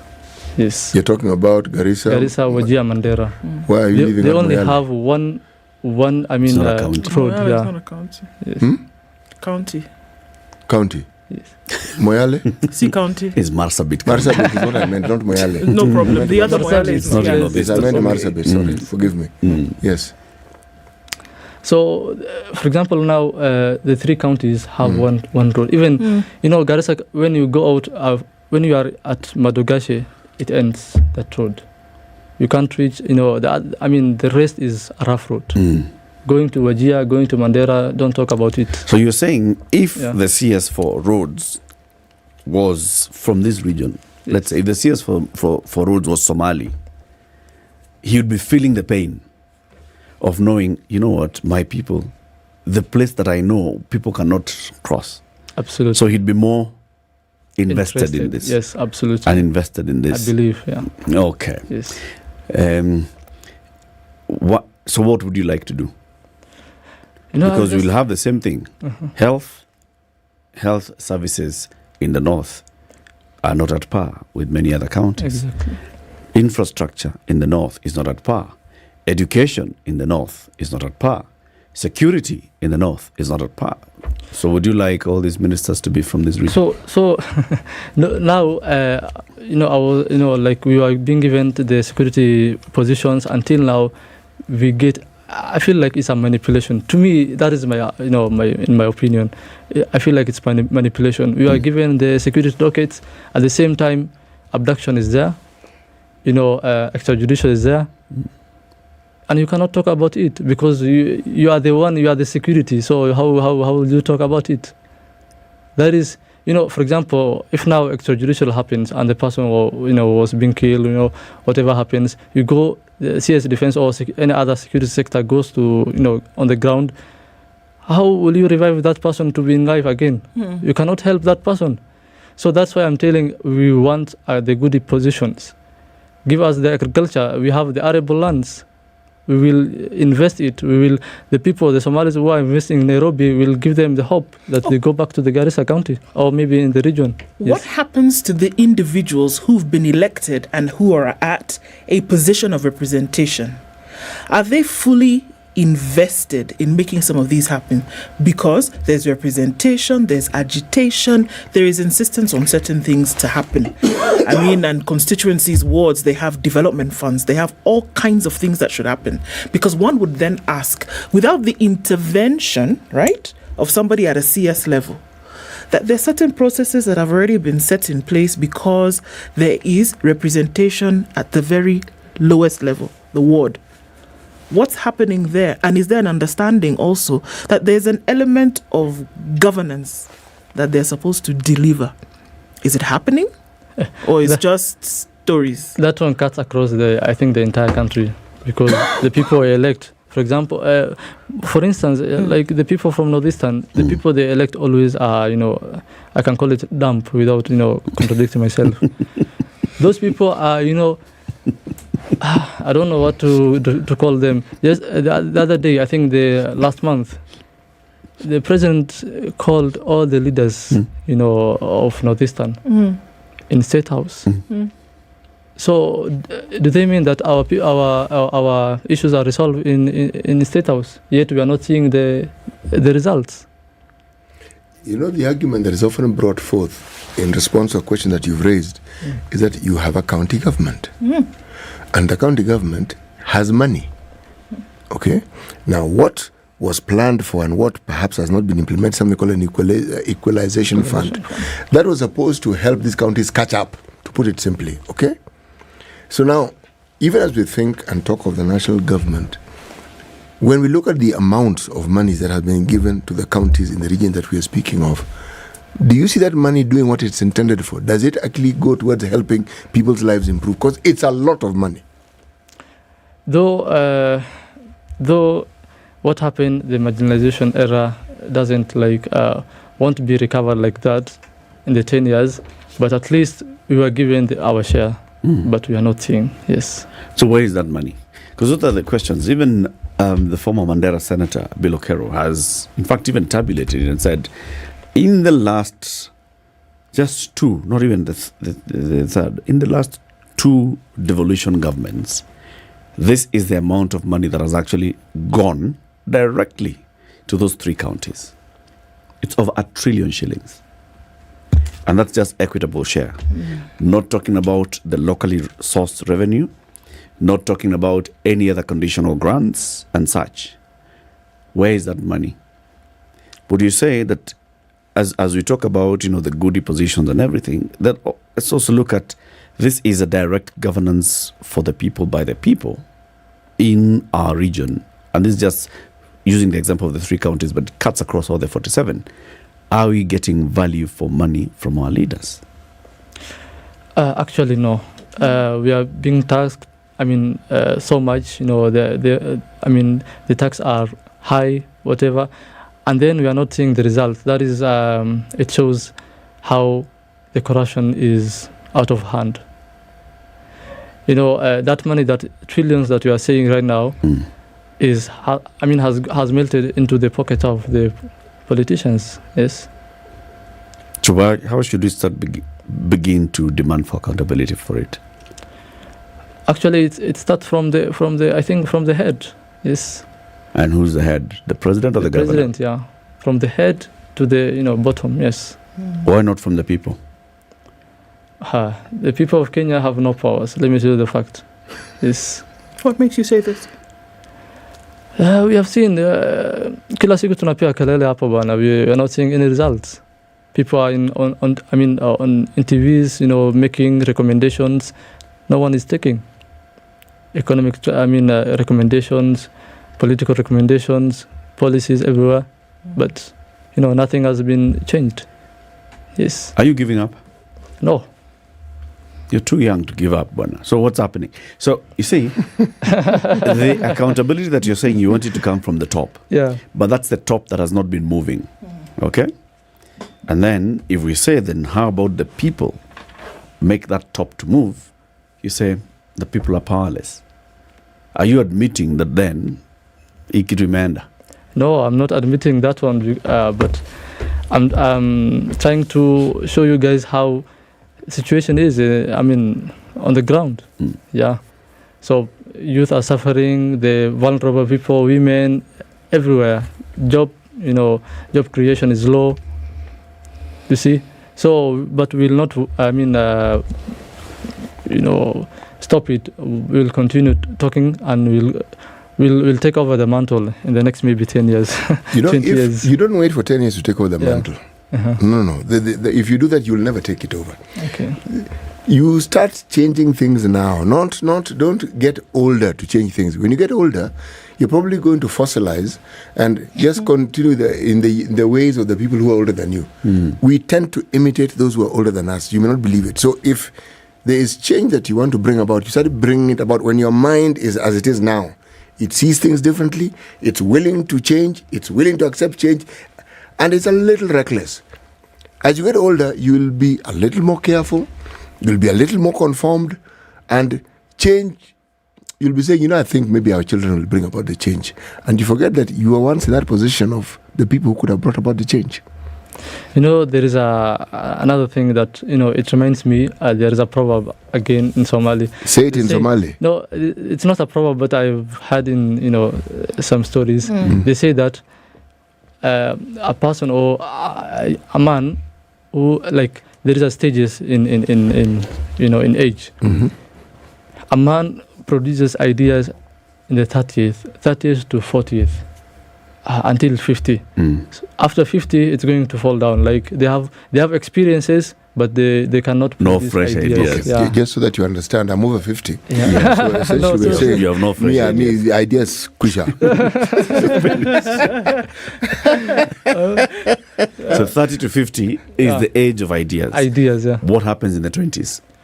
Learning, studying in but university. That is actually the age. The 20s, that ideas just pop, and there are many. As I said, as you get older, there's this thing called experience. You may have tried out some ideas and you find it didn't quite work out the way you thought. People are not conservative because they grow older. They get to understand the world in a more realistic way because they've interacted with it in more ways than one. But Eric asked a question, giving up. You see, we have apparently, or what appears to be insurmountable problems in this country. They're not insurmountable because these problems that we have are caused by people. It's only this weather that we didn't quite cause. We contributed somewhere along the line, but we didn't quite cause this weather and the flooding. But everything else, the money, the managing, those are people problems. And if one doesn't learn or take the time to understand what it is that needs to be done, because that's how you resolve the problem, then you will most likely repeat exactly what you're seeing other people doing. If you look at the generation, say for instance, of the current leaders you have in the northeastern region, many of them are young, they're youthful. They're not old people like myself. But do you see them behaving differently from the older people? No. Some are even worse. Yes. So. But unajua kitu, there is when youth have ideas, there is a lack of where to channel that idea. Okay. Yes. Right now, I have a project in my laptop. It can be a national project and it can be a county project.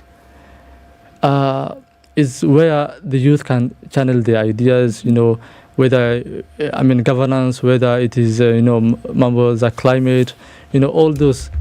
But where to get these leaders to share with the idea is a problem. Okay. Which university are you in? Kemu. Okay. How many young people in Kemu come from your region? There's so many. Good. Okay. Yeah. Do you have an association that brings these people together? Because I know other regions in this country, they have Kisumu County Students Association, Migori County Students, Nyeri. They have all these, and some they start even with the village. Village. Then they try a little bit, move to constituency and so forth. Do you have such a? No, unfortunately. Yeah. Now that's the problem. Hands up. Yes. Because if you can't get people who are in university like you to coalesce so that they are talking about, you see this thing we're doing here, talking among themselves. Not all of them come from Garissa. Some of them come from Mandera, some from Marsabit, some from Wajir. Now, if they are talking, then at least you are talking about ideas and there's commonality in the problems you have. There's commonality in the leaders you have. You start there. You as a person, you will talk, there'll be limitation. If you're a group, it's different. In fact, what is strange about this country, if you're a caucus of university students, you're listened to more than just a collection of the universal collection of cattle dip chairmen of Kenya. You will not be listened to as much. University students are actually listened to. Yes. Now, if you didn't know you had a voice, you do have a voice. So there's a platform, because I heard you saying last is you lack a platform. Even when you have an idea in your laptop, an idea that you feel could benefit the country, you lack a platform to present it. Yes. But do you really lack a platform, Abdi Salam? No, you don't. You and the other young man in Garissa Township who is not in university, who is not in college, who has a platform? You know, the good thing with the leaders from the other regions in the country, I've seen interacting with the young people. But in Northeastern, you'll never see that person you have elected. Why? I don't know. When I go to Nairobi, you'll never see. And when you call, you have their number. Hawatashika. There's a problem. I'm in groups in WhatsApp, whether governance, whether so many. But I've seen senators are in there, senators from different counties, particularly not Northeastern, other regions. I've seen them, participating, taking ideas from the young people, from the grassroots. You see, it's a different. We're lagging behind. So if you have access to a senator in the Republic of Kenya, why must it be a senator from Garissa? There is a difference when you know a person and when is different is coming from different regions. It shouldn't be. Yeah, it shouldn't be. It shouldn't be. Yeah. Because like the example you gave of the CS, yes, and you correctly put it, that person serves the nation. Now, I understand it is important that you look after your own people. It's very understandable.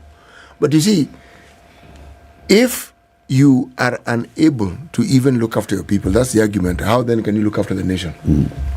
Unaanza nyumbani kwanza, then people say this person has capacity. Because even when people are elected, in theory, they're supposed to have shown capacity. That's why they're given jobs feeling this person has capacity. But in our case, we have to ask, these people who are elected, what capacity are they given these jobs for? Because they clearly have capacity. It's just not visible to all of us. But